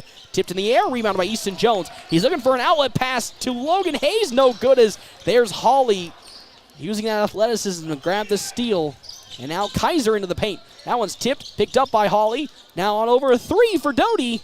No good, he airballed that one. Saved by Reed Fiskus somehow, and Logan Hayes collects the rebound. As up the court comes Jarrett Smeltzer for North Platte High School. He'll dribble to the right side of the court. Hands it off to Hayes. Hayes now going to pass it to Easton Jones. Gets right past Kaiser from the free throw line. Easton Jones hits it. As here comes some substitutions now for the side of Sidney. 31-25 on our Wicked Fast scoreboard. Hawley, that was stolen away by Easton Jones. Here he comes up the court one-on-one. He lays it up and in. He and the basket were one-on-one. Oh no, as he lands down awkwardly and makes his way to the bench. It's looking like a cramp. Yeah. Oh, that's now the second time this season where he's landed off of a layup. You know what? He's been nursing an ankle injury all season. Happened before it was like the first week of practice.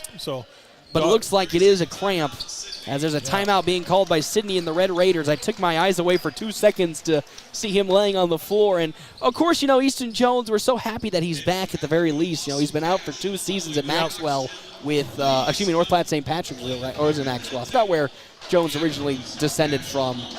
He came from Maxwell. Okay, yeah. Yep. So, again, he missed those 2 seasons because of ACL injuries to different knees. Yeah. So when you see him anytime on the floor holding anywhere in the ACL Achilles area, you get a little scary, but I think he's safe in basketball. It's baseball that's getting the best of him. It's baseball against Ogallala where he has his trouble. Every time he's gotten injured with his knee, it's been either the practice before the Ogallala game or during the Ogallala game. But he paid him back with a dinger that one year, didn't he? Yes, he still was nursing his surgery, and he comes back and hits a home run. I think one of the very last games of the season, which was a feel-good moment, but he's out getting his, looks like cramp stretched out, but he's off the court now, and it's 31-27. The Dogs did have a 4-point swing in their favor before Easton Jones went down with the cramp. So what can they do to keep that momentum going? Checking in now is Cash Kenobi. The swing out to Riddle. Now they're going to find Doty. Back to Kenobi in the paint. That one's going to be the brother. That's Cale Kaiser. Kaiser with a nice bounce pass back into him, and that's a bucket.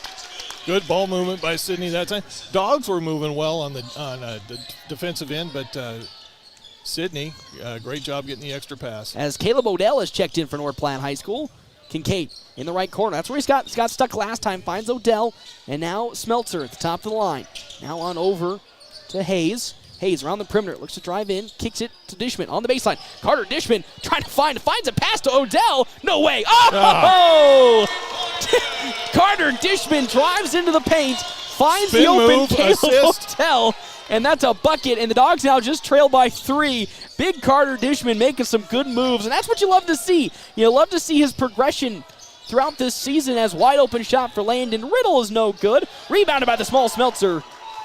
But love to see his progression, and there's a bad pass, and that's stolen away by Landon Riddle. saw the idea as Riddle gets into the paint. Easy layup off the turnover. It was an unnecessary pass. Had the right idea to push the ball up the court, but there was Landon Riddle, and now Sam Ewing probably is going to check in for Jared Smeltzer as he dribbles and kicks to Odell. Odell picks his dribble up to Jared Smeltzer on the right wing. Smeltzer around the perimeter, tries to kick to Darter Dishman, finds it though in Logan Hayes. Hayes with 18 seconds to Odell. Odell into the corner to Big Dish. Dishman to Kincaid. Kincaid gets a screen, now looks to drive. He steps back, now tries to get it down low to Carter Dishman, and unfortunately a little too far for the big man, and it's out of bounds. As checking in comes Sam Ewing and Eli Broman. They're actually going to take out Dishman and Kincaid. So they're really going small here. Yeah, they really are. I think you picked the two tallest members on the court. Yeah. Okay. Taking them out, but this is a more shooting-centric team or lineup at the moment. To the far side, it goes to Riddle. Riddle back to Doty. Now to the near side, Kenobi. Kenobi back to a deep three from Doty, and he hits it. First three for Alec Doty today. He's got 13 points. It's now 38-30. It was only a 3-point lead for Sidney a few minutes ago, and now it's back up to 8. Handoff to Broman with 1:06 left to go. How about Odell for three? Oh, that one's off the mark, and rebounded there by Kean Kaiser, his 5th. Now Kaiser going to take it up the court. An 8-point lead. The kick now driving Riddle. Floats one just from 6 out. Bad bounce. Somehow is tipped and rebounded by Logan Hayes. They get it to Eli Broman, and the Dogs with 49 seconds reset the offense up. Smeltzer here on the left wing with it. Now we'll move to the center of the court and pass it to Hayes. Excuse me, to Ewing. Now to Hayes. Oh, what a great jab step, but lost the basketball. Now the offense resets up with 20 on the shot clock. Smeltzer kicks to Hayes, and that's way out of his reach, and a turnover. Hayes wasn't even looking for it. No. And that's a bad turnover, but Smeltzer had the right idea. Just Logan Hayes wasn't looking for the basketball, and because of that, it's a turnover. Well, it's a dead ball turnover, so you can live with that a little better than you can on a fast break. But there's no shot clock now for Sidney, so they could get the final shot of this third quarter, leading now by 8 with 20 seconds left to go here before the end. Shot from Kenobi on the way is off the mark, and then a rebound strongly there by, I believe, that's going to be Alec Doty, who gets not only the rebound, but also the bucket with 15 seconds to Odell. Odell with 4 seconds to Smeltzer. Deep three from Jared Smeltzer off the mark. Airballed it. And that's how this third quarter is going to come to an end. Dogs now trailing by 10, 40-30 when we go to the fourth here on FM 98.1. AM 1410 video live streaming in NorthPlattePost.com on our WB's Fun Center live stream.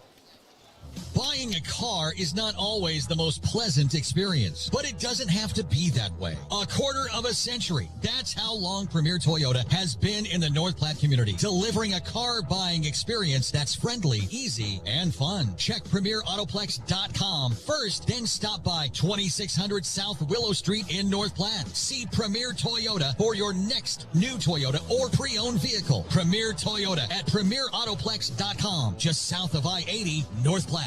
North Platte Post Sports. Welcome back here to the start of the fourth quarter on our WB's Fun Center live stream, FM 98.1 and AM 1410, also at NorthPlattePost.com. Timeout's brought to you in part by Kevin McGann and the Fortify Group. Check out Kevin McGann and the Fortify Group. His location, 621 South Dewey, Sweet Beach, as well as Premier Toyota. Premier Toyota has Toyota-trained technicians on hand, so you know you'll always get the very best in service and repair. Start of the fourth, 10-point lead for Sidney. Easton Jones is not on the court. That's actually Jonathan Ranke, who will be taking over for Jarrett Smeltzer. So Jones still going to be sitting on the bench here to start this fourth. Dogs trailing again by 10. What do you need them to do in this fourth quarter specifically to come back? They were at one point trailing by 3 before Sidney went on an 8-0 run to now lead by, of course, yeah, and they hit a couple outside shots, which figured that was going to happen. Stay in this zone. Keep doing what you're doing.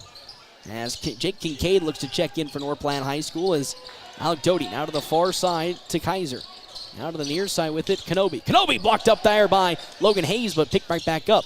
Now, Doty drives in on Odell. He kicks to the corner, and that's out of bounds. That was intended for Reese Dorsey, but tipped out by Caleb Odell as Jake Kincaid checks in for Sam Ewing. 40-30 on our Wicked Fast scoreboard. Another inbound for Sidney with 15 on the shot clock. Doty on the left wing. Now to Dorsey. Dorsey back to Doty. He's open for three. That one's short. Rebounded. Oh, not by the Dogs as they ran into each other. And now here comes Dorsey back in the paint in a double team. And then a foul called against Jake Kincaid on the floor. That's Kincaid picking up his first foul. I believe. Still 10-point lead for Sidney. 7:27 left to go. How long do you think you want to keep Easton Jones out of the lineup right now, Mr. Smeltzer? I'd get him in as soon as possible if he's ready. As Ranky trying to run for that ball, can't get it. So Doty open in the right corner, gets the pass, but won't take the shot. Now looks to pass it around. Dorsey to Kenobi. Kenobi cross-courts it back on over. Here's open, freed Fiskus. No, and he gets called for the travel. Little bunny hop there. That three was made, though, by Alec Doty, so good travel and a good turnover for the Dogs. As they force it, and now Caleb Odell will come up the court with the inbounds. Probably pass it back to Eli Broman. 10-point lead, 7:10 left to go in the ballgame for Sidney and the Red Raiders. Sidney staying with the man-to-man. Odell in the left corner for three, overshot it, but rebounded there by Jonathan Ranky. Ranky now trying to pivot around, backing down his defender. Ranky kicks to Hayes, to Odell for another three. That one looks like money!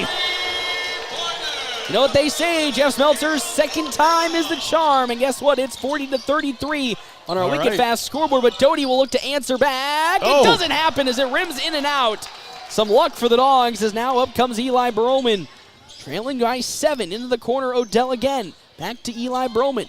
Now to Kincaid on the left wing.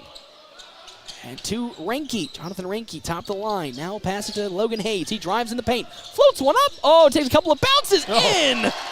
5-0 run for the Dogs here to start this fourth quarter. They now trail by 5, 40-35. The near side, Kenobi with it.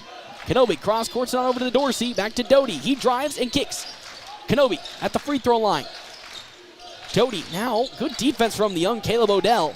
Uh-oh, that might be a mismatch as there's a shot, no good. A little bit of miscommunication as Caleb Odell left Doty open, but Doty didn't make the shot. And now it's 40-35 on our wicked fast scoreboard.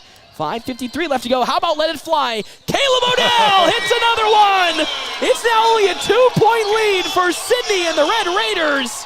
That's 9 points, all on three-pointers for Caleb Odell. And that's what Caleb Odell has come in to do. He's a little smaller version of Jesse Mock as going baseline there. Dorsey to Kenobi for three. He doesn't answer back. Rebounded by Jake Kincaid. The throw to Logan Hayes, and here come the Dogs, only trailing by 2.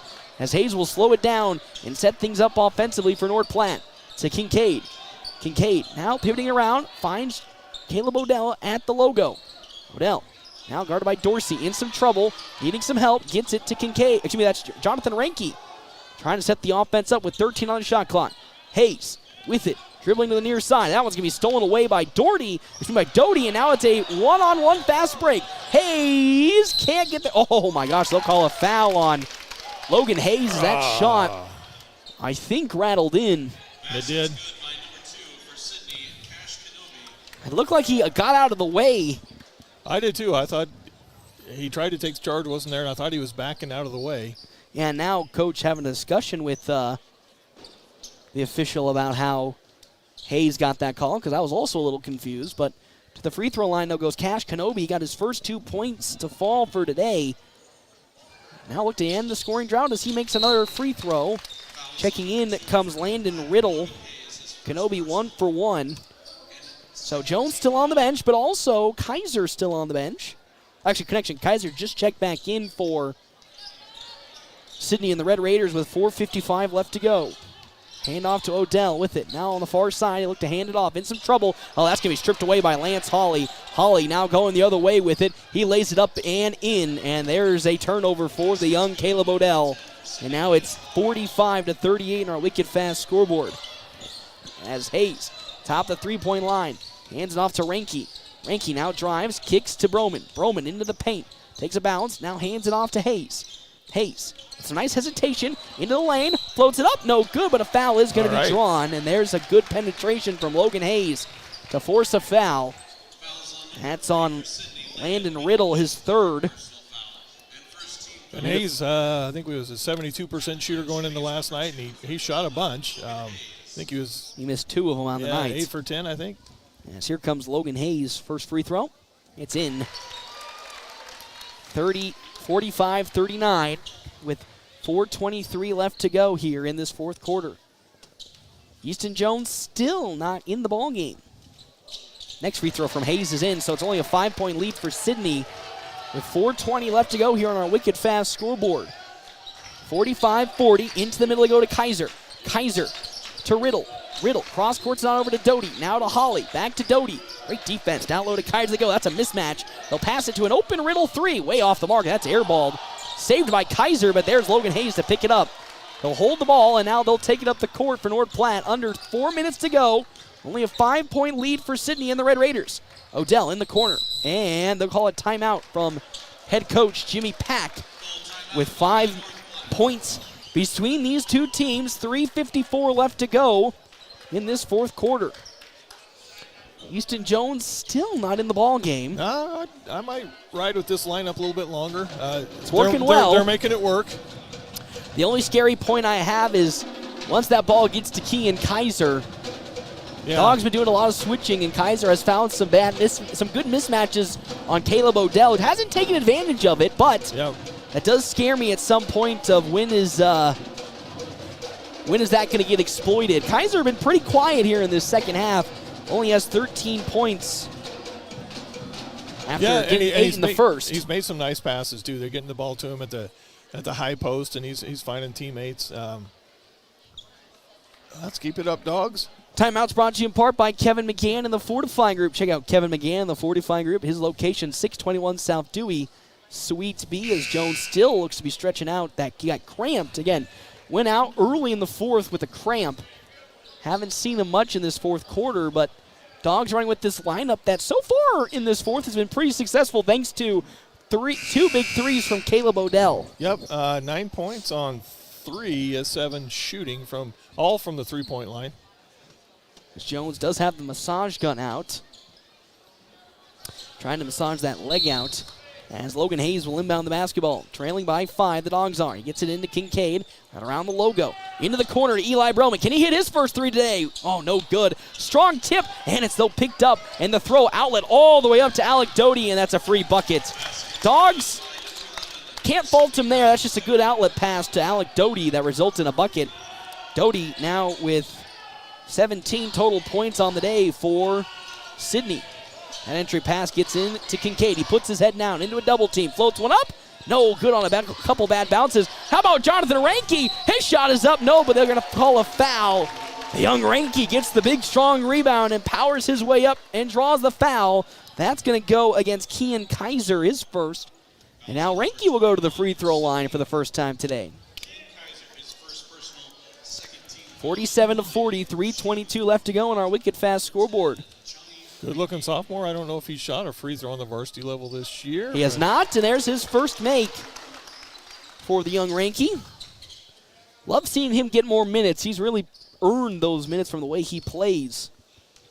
Yeah, and he's taller than you think. He's good 6'3" anyway. He is. Maybe 6'4". Gets a little more defined muscle on that body, and that's probably a good ball player. And a double dribble up the court from Cash Kenobi, and that's an easy turnover.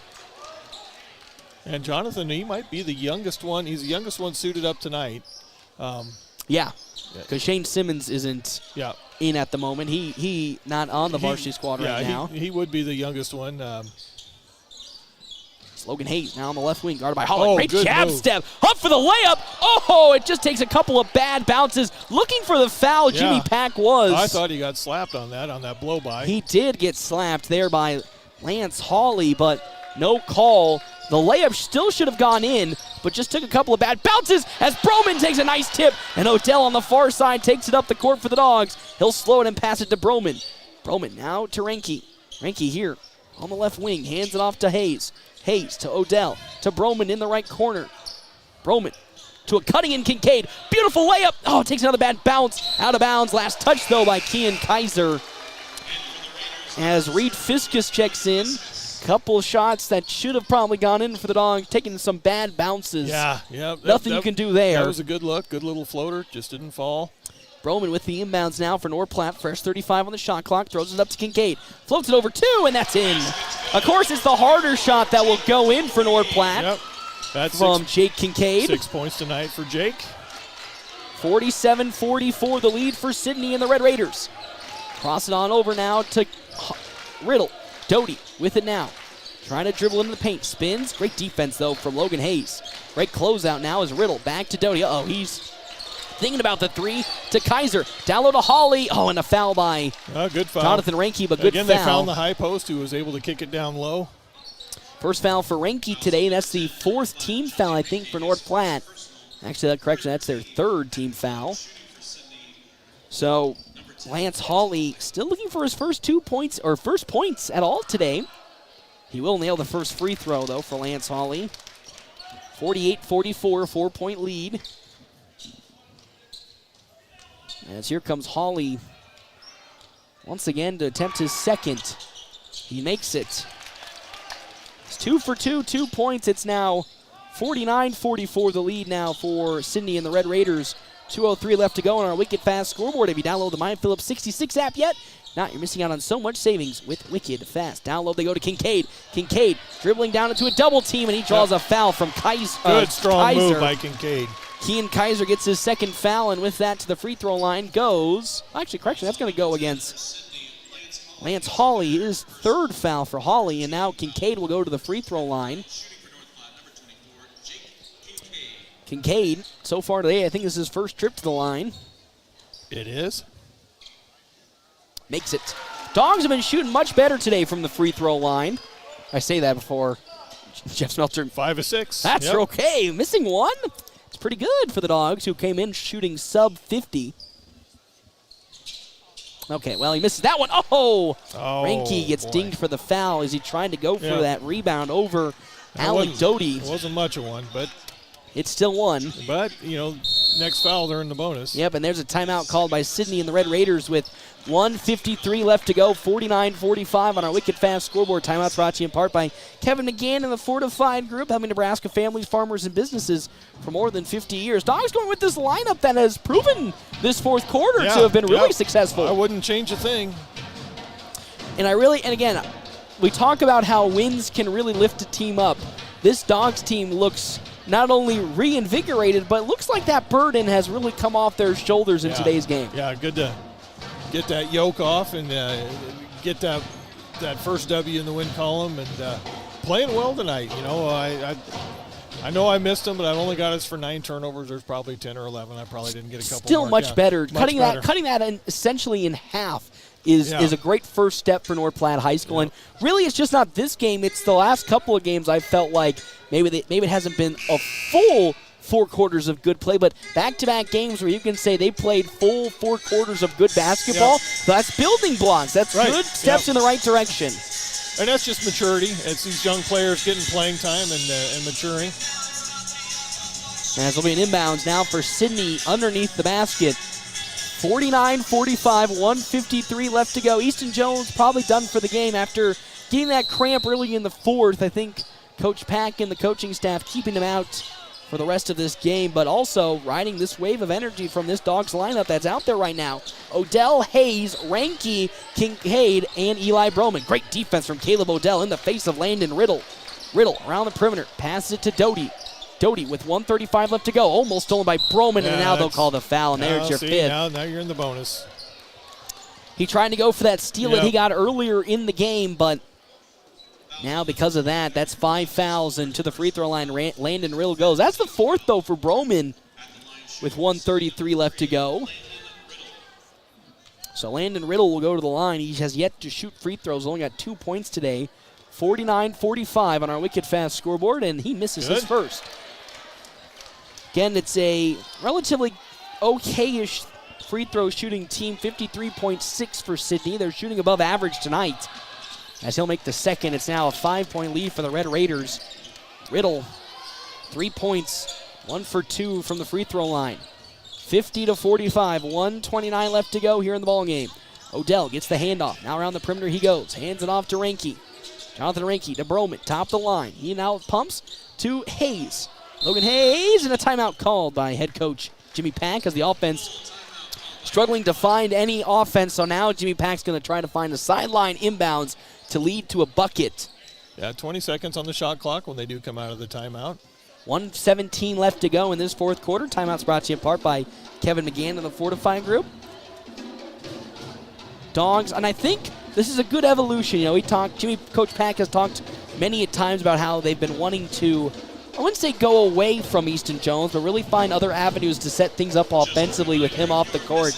And I think this has been a good game, and yesterday as well, a good game to really find that rhythm, as this lineup has basically been in the whole fourth quarter. Yeah, I'm trying to remember when he went out. It might have been the end of the third. I think it was, because it seemed like those same guys went right back out for the fourth quarter. So, yeah, doing well without, one of their senior leaders. Their best playmaker, for sure, which in this situation you probably would want, but for only being trailing by 5, this lineup has done a great job of facilitating some good looks offensively. Yeah, 9 points on the night for Easton and a handful of rebounds. I think he's got 3 rebounds, 4 assists.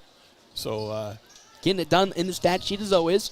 So 1:17 left to go in the ball game here on our Wicked Fast scoreboard. They find the ball to Eli Broman at the logo. Broman letting things set up offensively. They're going to try to find Odell. Odell in a double team around the perimeter. Back to Broman. Broman to Kincaid. Zone defense here for the Red Raiders as in goes Kincaid, blocked by Kaiser, and he tries to throw it out of bounds. They're going to say it's off of Kean Kaiser. He tried to ricocheted off the wall and it hit Jake. yeah.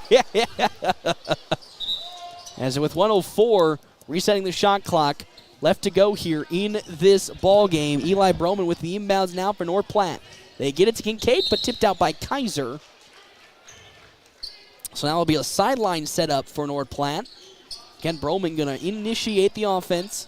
1:04 left to go, a 5-point lead for Sidney. Going to get the ball quickly into Logan Hayes with 1:03 left to go. Hayes, top of the three-point line, kicks to Broman. Can he hit his first 3 tonight? No, he cannot. Tipped, rebounded by Hayes. Oh, Ranke got over the back, and that's his second foul. That's okay if you're going to foul. Young Jared Smelter bulldozing his way into 2 coaches. Third foul for Ranke, and because of that foul, there goes Sidney to the free throw line with Landon Riddle. He missed one of them in his last attempt. 50-45. He'll make his first attempt on this trip. It's 51-45. Riddle's got 4 points, 2 for 3 from the free throw line. Next bucket up, it's in. That is 2 for 2 that time, and that's now 5 points for Landon Riddle as a timeout's going to be called on the floor. I don't know if that was for North Platte. Nope, by Sidney. 52-45 left to go here in this. 52-45 the lead on our Wicked Fast scoreboard with 56.5 seconds left to go in the ball game. And Sidney's got a foul to give. They can be aggressive. Foul's not going to hurt them.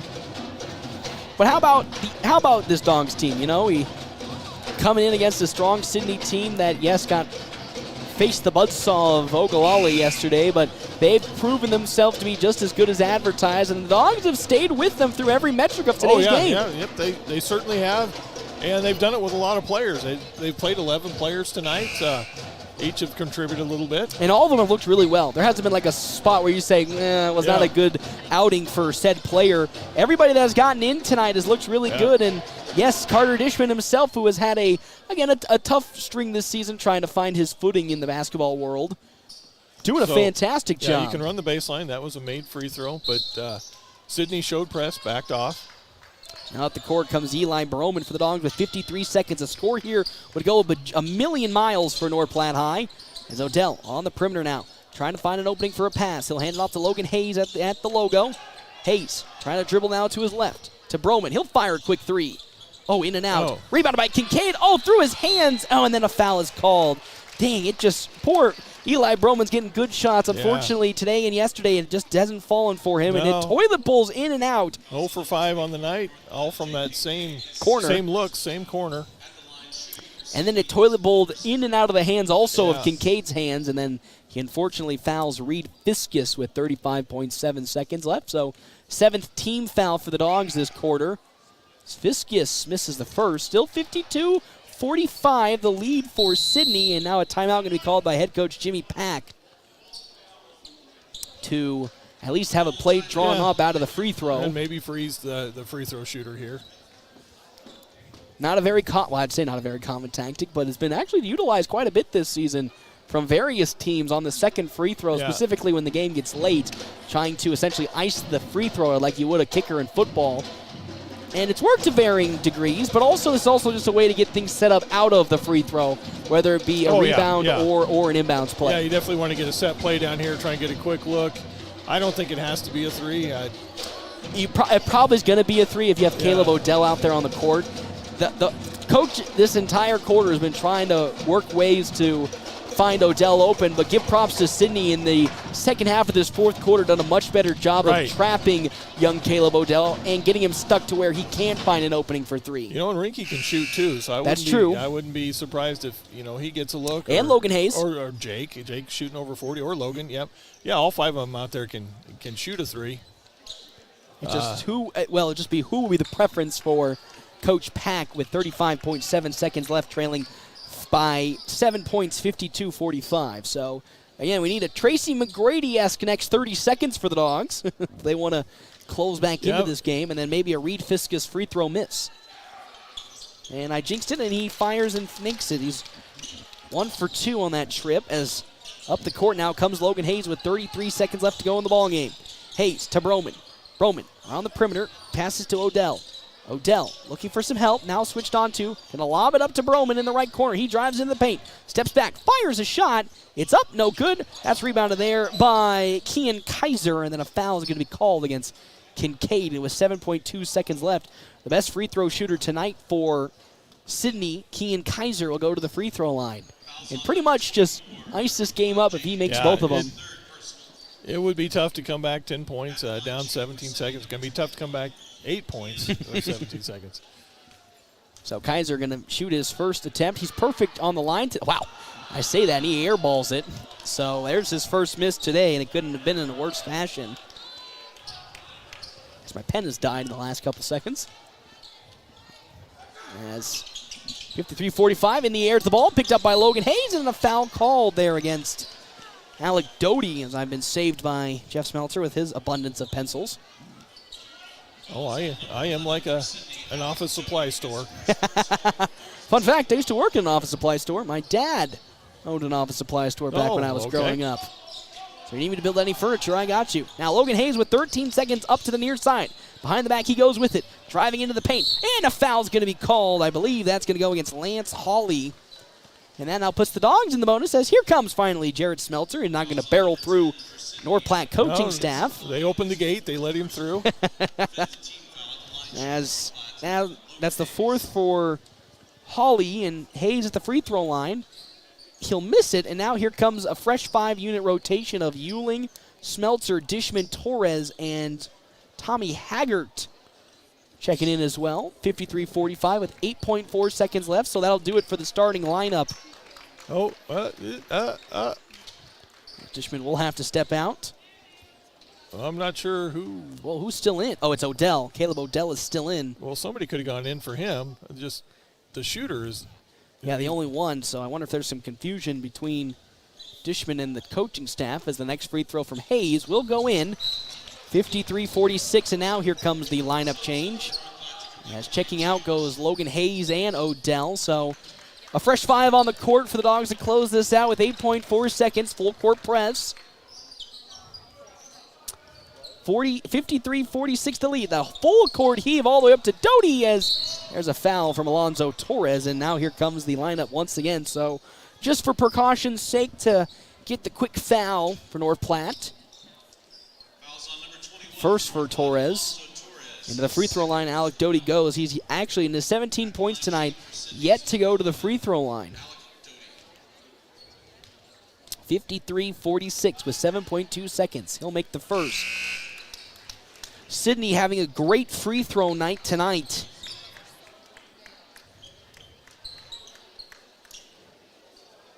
Okay, 5 new Dogs are They've in. only missed 2 free throws today, Sidney has.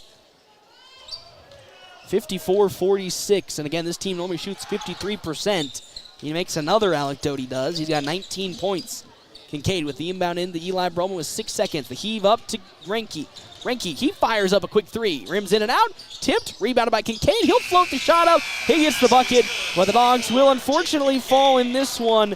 54-48. They battled all the way to the end, and yes, they came up short just for a couple of points, but how about this Dogs team? After a victory yesterday, looking much, much better today, and with a lineup in the fourth quarter you probably wouldn't have drawn a different together. Lineup, and they made it work, and good effort by the Dogs. I don't even think work's the word I'd use. I think it was pretty successful, Mr. Jeff Smeltzer. It certainly was, yeah. I think the closest they had it there, and they had it at 5-point, 45-40 with 3:40 left to go. And then that still only a 7-point loss, but that's not bad. Yeah. Against a team like Sidney, which probably a couple weeks ago was one of the top teams in its class. Yeah. And it just fell, it lost to Ogallala yesterday, but still a team you can't scoff at. And I don't know the other two losses. I lost Alliance, yep. Ogallala. Yep. Here, I'll pull it up for you and give you that. But maybe Shattern. Shattern's a good team. I might have been on that Shattern trip as well when they were at the Lions, but to only fall in this one 55-48 following the score update, still pretty good for the Dogs. I think you can come away with this game confident as well. And one thing, though, that you can point away, another game that was close. Coach Hammond talked yesterday about some of the contests they've had earlier where they lost by 2, by 2, by 4, by 4, by 8.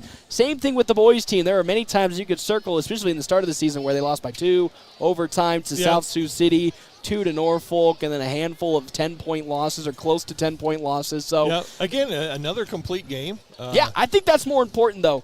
While the score might have gone their favor, I at least want to circle then. This is now back-to-back games that the Dogs, I think, have gone a complete 4 quarters where you can be confident in what they've played and haven't really picked a hole in their gameplay, whether it be turnovers, free throws, offensive possession, or play.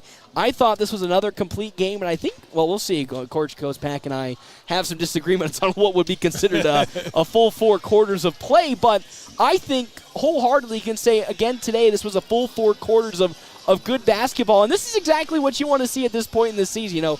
Coach Pack and the team, I think, had their come to the heavens moment a couple of weeks ago against Lincoln Pius. And ever since that game, I think this team's really turned it around. The Kearney Catholic game was a loss by 20, but I thought that was also a good stepping stone. They looked good in the first half, fell apart in the second half, and then these last 2 against Lexington and Sidney, much, much better, and I think a great step in the right direction. I agree. And kind of at the right time, because I think there's still some winnable games ahead. I think York is a winnable game. Yep. Northwest. GI Northwest will be they're tough. They're tough. They're really tough. You got McCook. At McCook. They've got some length. That's going to pose a problem. And then, unfortunately, I think when we go to the Scottsbluff tournament, we're going to draw probably the top seed. Probably Scottsbluff, or I don't know who the 2 seed would be. It might be Sidney again. I'm not sure. Yes. But, you play who's on the schedule, and you give it all you got. And then February, I know, gets tough again. There's Gretna East to close the regular season. In Kearney, though. That's in Kearney. They're super tough. I can't remember the others in February. It's still a tough road. Yeah, still trying to figure out the next 2 weeks. But there's no gimmies ahead of them. But I like. And that's probably what you want, though. Yes, even though we like gimmies because it can put a W into the win column, you probably would also like some teams like York, like Gretna, like Grand Island Northwest that are really competitive teams because we're going to win most of your battles in terms of progression forward against those tough teams. Yes, Lexington was a good. We say that, and then you have to win against Lexington. That was at least a good stepping stone because the Dogs needed a victory. Now they want to use this momentum they got from that Lexington game to keep building block by block, foot by foot, inch by inch, second by second, quarter by quarter, so on and so forth, so that they can, as we get to the end of this season and we get closer to district time, that they can at least, you can feel confident that they've played better 4 quarters than they have not good 4 quarters. Confident going forward. I like that they really cut down the turnovers. I think they may have got out-rebounded, but not by much. Nope. Not like some of the games. And that was, again, without probably their best rebounder, Easton Jones, out there for the whole 4th quarter. Yeah, and possibly some of the third. We just can't remember when that happened. But, I thought I had a good memory. It's all out the window like that. So, but I think good steps in the right direction. You love what you saw from the Dogs. 55-48 the loss for North Platte High School. We'll step aside and take a break. We come back. Quick Stop post-game show right here, FM 98.1, AM 1410, and of course, video live stream on our WB's Fun Center live stream, NorthPlattePost.com. PuroClean of North Platte delivers fast water, mold, and fire damage restoration services to the North Platte area. PuroClean knows how challenging those times can be to you and to your family. Their Nebraska-based experts have a winning, reliable combination of training and equipment partnerships. Local, fast service in the North Platte area. Their average on-site time is 60 minutes, and they'll coordinate with your local insurance provider. Give PuroClean a call now at 1-800-775-7876 and schedule a visit from a member of the team at PuroClean in North Platte. The Dogs play here on FM 98.1 and 1410 AM KWOQ AM North Platte. Enjoy great food from Merrick's Ranch House. There's 10% off online ordering, and Merrick's offers a 10% veteran and military discount. Dine in, order online at merricksnp.com, use DoorDash, or call 532-8200 for carryout. New year, new ride. Looking for a car buying experience that's a cut above the rest? Welcome to Zeller Motor Company, where you can experience the difference. With over 30 years of combined sales expertise, Nate and Justin will help you kick off the new year in style with the car of your dreams. And Amanda's 20-plus years of banking know-how makes financing smooth and stress-free. Why settle for ordinary when you can experience the difference? Start the year strong. Visit Zeller Motor Company today and drive away with confidence. It's the Quick Stop post-game wrap-up. Quick Stop never closes, with 24 locations open 24 hours a day. Welcome back here to our Quick Stop post-game show. 27 locations open 24 hours a day. Joined by head coach of the boys basketball team, Jimmy Pax. They fall to Sidney 55-48. Coach, good to see you on a quick little back-to-back here. And Sidney, as they're advertised, really, really good in the paint. And to come away only losing 55-48 and having to go with a new lineup for basically the whole fourth quarter, got to be pretty confident and most importantly, happy with how the team played today. Yeah, we saw, I told the guys after the game, the message was I felt like we spotted them the first quarter. We came out maybe a little hungover from last night. And you just can't afford to do that. So I was beyond pleased with their effort, as I always have been, in the second, third, and fourth quarter. We're finding some things. We're finding some guys that are sparks off the bench. Some of our young guys, like we said was going to happen, they're figuring some things out. But at this level, against a great team like Sidney, you just can't spot them an entire quarter. And I know this is probably where we'll disagree, as we have a couple of times, but I think this was another back-to-back game where you can say almost a full 4 quarters of good basketball. I thought Lexington was that good first step, and then this game was just another step in the right direction. I didn't really think the team took too many steps back like they have in previous games, or they might in the second half take 2 steps back overall. I thought this game was maybe the first game in a while where they took an actual step forward in their progression, which in this part of the season you really want to see. For sure. And what I mean by we spot in the first quarter, I think we had 4 shots that didn't even draw iron. We missed some defensive assignments. We were letting guys just cut right in front of our face and get easy buckets. But we knew they were going to come in and crash. That was our emphasis all week, and more so with these guys.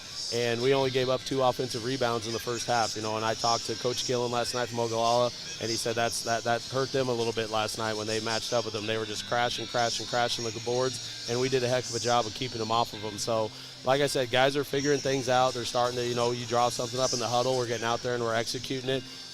We without having to tell them the black and white things, like I call them day one stuff. Yeah. Somebody's hit 3 threes in a row. Maybe in the next set, maybe we should run it for that guy, without me having to say that. So, as I've said for weeks, this is a fun group to be around. They get along with each other. They have high energy in practice. They have high energy in the locker room. I know that one hurt them. I know they wanted that one, but there are already some guys saying they hope maybe in that Western tournament maybe we'll see him again and see if we continue to improve. That's right. Sidney potentially in the Western tournament coming up next week. Let's start towards the end of that third quarter and the start of the fourth. Easton Jones did go down with appeared to be a cramp, and then, of course, didn't see him for the rest of the fourth quarter. Was that more of a coaching decision to keep him out, or is he just not ready for that last quarter of play to get going? I asked him 2 or 3 times, are you ready to go? And he said every time I walk, it cramps again. And the unit that was out there was playing well, so I didn't want to interrupt their chemistry that they had.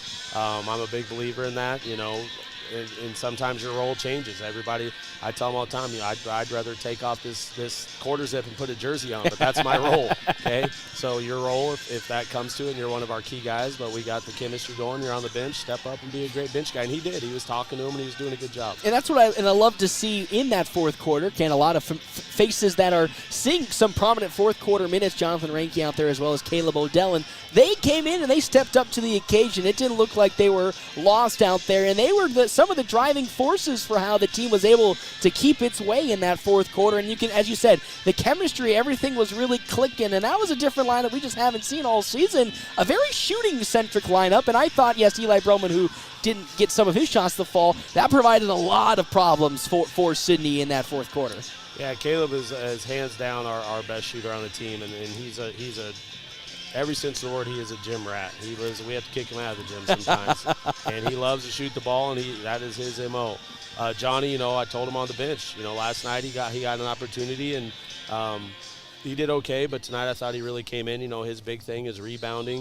On the JV in practice, he's always one of the best players on the other team is the jersey we give him. So he came in tonight, got some offensive boards, got some defensive boards, got some good looks. And, that was a message after the game, too. Very rarely at the end of the year where we started at the beginning of the year. Guys move up, things happen, guys get hurt, or guys aren't figuring things out, guys move down, and some guys definitely stepped up tonight. And I think even the good news is even the guys that have, I'm going to say, taken a back seat in the lineup are still ready and always focusing. Carter Dishman, who started the season as the starting center in these last couple of weeks, hasn't seen much starting minute time. But tonight he came into the game, and I thought played a positive impact as a whole. He's really cut down on his fouls. He really got some good work done in the paint, made a crazy feed to Caleb Odell. So you got to just feel happy that even if somebody has gone down in the lineup where you're relying on your bench or deeper into the lineup, everybody's ready to go out there and play basketball. For sure, and Dish, we talked, I never spring that on a player. We talked, and his role is kind of depends on what the other team's lineup looks like. If they're a little bit smaller and shiftier, then we know we have to adjust and go with that too. I thought Sam Ewing moved back into the starting lineup. He got us out. He came out on fire and hit some big shots, and he was ready to go. Got his hands on some balls and kept them alive. So, Sam was kind of our spark there. And Sam's done a great job going in and out of the starting lineup. And I always tell the guys, to me, I understand as a player that it's important. It means a lot to you. But at the end of the day, I don't put a ton of stock into who's starting the game. It's what is the other team bringing out there, and who do we need to go out there and stop them. And you bring up a good point on Sam Ewing. Me and Jeff Smeltzer talked at the start of the game about trying to find some more guys to take the reins on the offense and get more shots up. And, Logan Hayes was one of the guys that I circled as well, and he said Sam Ewing. And those two, yet again, come out here and are providing that spark offensively to help alleviate some of the pressure off of the three of Eli Broman, Kincaid, and Easton Jones. For sure. Like I said, Sam got us started. Logan's had two good back-to-back games. He's a slasher. We knew we were expecting big things out of him. Probably taking him a little bit to adjust to the speed and physicality of the varsity game, but I think he's coming along. He gets to the paint, he gets to the hole. We look at each other all the time and say, you put 10 pounds of muscle on that kid, that's a make. That's a make. That's a make. So we just got to keep positive and keep working with them. And those guys, the more they can provide, the more pressure that gets off of Easton. I think you even saw that tonight. Easton was able to turn the corner. Oh yeah, and get in the paint. Something that hasn't always been there for him, but now guys are having to.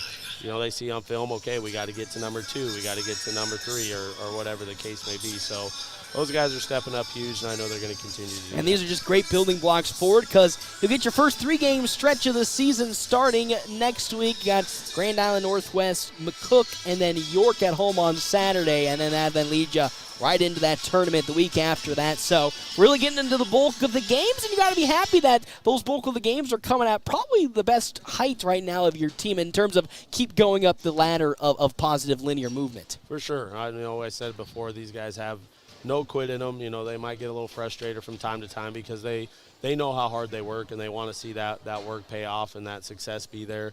And as I've said, it'll happen. I truly believe we'll catch somebody that doesn't see us coming. I was very happy for them to finally get the monkey off their back a little bit last night in Lexington, and we certainly had to put ourselves in position to have that opportunity tonight. So as long as they stay the course and we keep doing what we're doing, I think that's the way it's going to go. That's what I love to hear, Coach. Now, before I let you go, again, 3 games next week, what do you want to take away from these 2 games between Lexington as well as Sidney to transition that into maybe some wins next week against those 3 teams? Like I said, it's utilizing those guys that stepped up, and I think we found a little lightning in a bottle. Hopefully that we'll be able to utilize every game with some guys coming off the bench. We're still trying to find that good 8-9 guy rotation, and we're going to continue to work on that. I liked last night we came out in our trapping press, and we did that a little bit tonight. Got a few deflections, got a few steals out of it. I'm really liking the way our zone's looking. I'd like to be able to jump back and forth between our man and our zone a little bit quicker without having to call a timeout or doing it out of a dead ball. Maybe even on the flow of things, and those are things we just keep working on in practice. Love to see that, Coach. Can't wait to see you next week and hopefully get some more victories under your belt. Thank you. Head coach Jimmy Pack there. The Dogs fall 55-48, but again, as he stated, love the energy, love what I kept seeing from this Dogs team as they continue to push closer and closer to district time. As I bring back in my compatriot here, Mr. Jeff Smeltzer, before we get up and get out of here. Great, I want to say great victory, but I think a good moral victory for the Dogs today. Of course, you don't like saying moral victories, but you just got to love how they were playing today, and that's something that you can take with you in inspiration for the next week. You know, and for a young team like this, it's just watching the improvement week by week, and I think this weekend they took a big step forward. Yes. And showed a lot of improvement. Let's see where it goes next week, and see where it goes from there. Yeah, excited to see where they're headed. So let's jump into our game stats, brought to you in part by State Farm agent Bobby Campbell. We meet you where you're at and get you to where you want to be. We'll start on the victorious Sidney Red Raiders. We got 19 points from Alec Doty to go along with 2 for 2 from the free throw line, 1 rebound. 13 points for Kean Kaiser. He was 4 for 5 from the free throw line, 6 rebounds. 5 points for Reed Fiskus. He was 3 for 4 from the free throw line for 7 points. 3 for Cash Kenobi, was 1 for 1 from the free throw line. Landon Riddle with 5 points, 3 for 4 from the free throw line with 2 rebounds. Lance Holly with 2 points, and then also Cale Kaiser with 2 points for the side of Sidney and the Red Raiders. Jeff Smeltzer, take it away for the last time today of our scores. All right, for the Dogs, leading the way, Caleb Odell and Easton Jones both had 9 points. Logan Hayes had 8, Jake Kincaid 7, Sam Euling 6, and rounding out the scoring was Jonathan Rinke and Carter Dishman with 2 points apiece. Continue 13 points off the bench. Pretty good. So, that's really good production from the bench unit. It's stuff you like to see. But that'll do it for us, Mr. Smeltzer. I won't see you on Tuesday as I'll be doing North Platte Community College basketball for some Region 9 play against Southeast Community College and the Bobcats. Yeah. But I'll see you on Thursday in McCook, and then, of course, as always, on Saturday versus York for more basketball action. Need to talk to Athletic Director O'Connor, and they keep playing on the same nights. I know. It's the worst time ever. They got to get that figured out. But we'll see you on Tuesday for more basketball action. It's time for the North Platte Community College, and then, of course, on Thursday and Saturday here on FM 98.1, AM 1410. If you do live streaming on our WB's Fun Center live stream, NorthPlattePost.com. The preceding was an Eagle Media Sports presentation. Looking for a blast of fun? Head to Wild Bill's Fun Center. Get lost in our thrilling arcade, hit a strike in their state-of-the-art bowling alley, and dive into the ultimate laser tag showdown. It's the perfect spot for fun, whether you're 5 or 95. It's fun for the whole family. It's also the perfect place to have a birthday party with their party rooms. Wild Bill's Fun Center, 1100 South Jeffers in North Platte, where the fun never stops. Seller Motors. Bad Apple Repair. Fix your iPhone or iPad. Rooster Roll-Offs. The Gathering Spot. And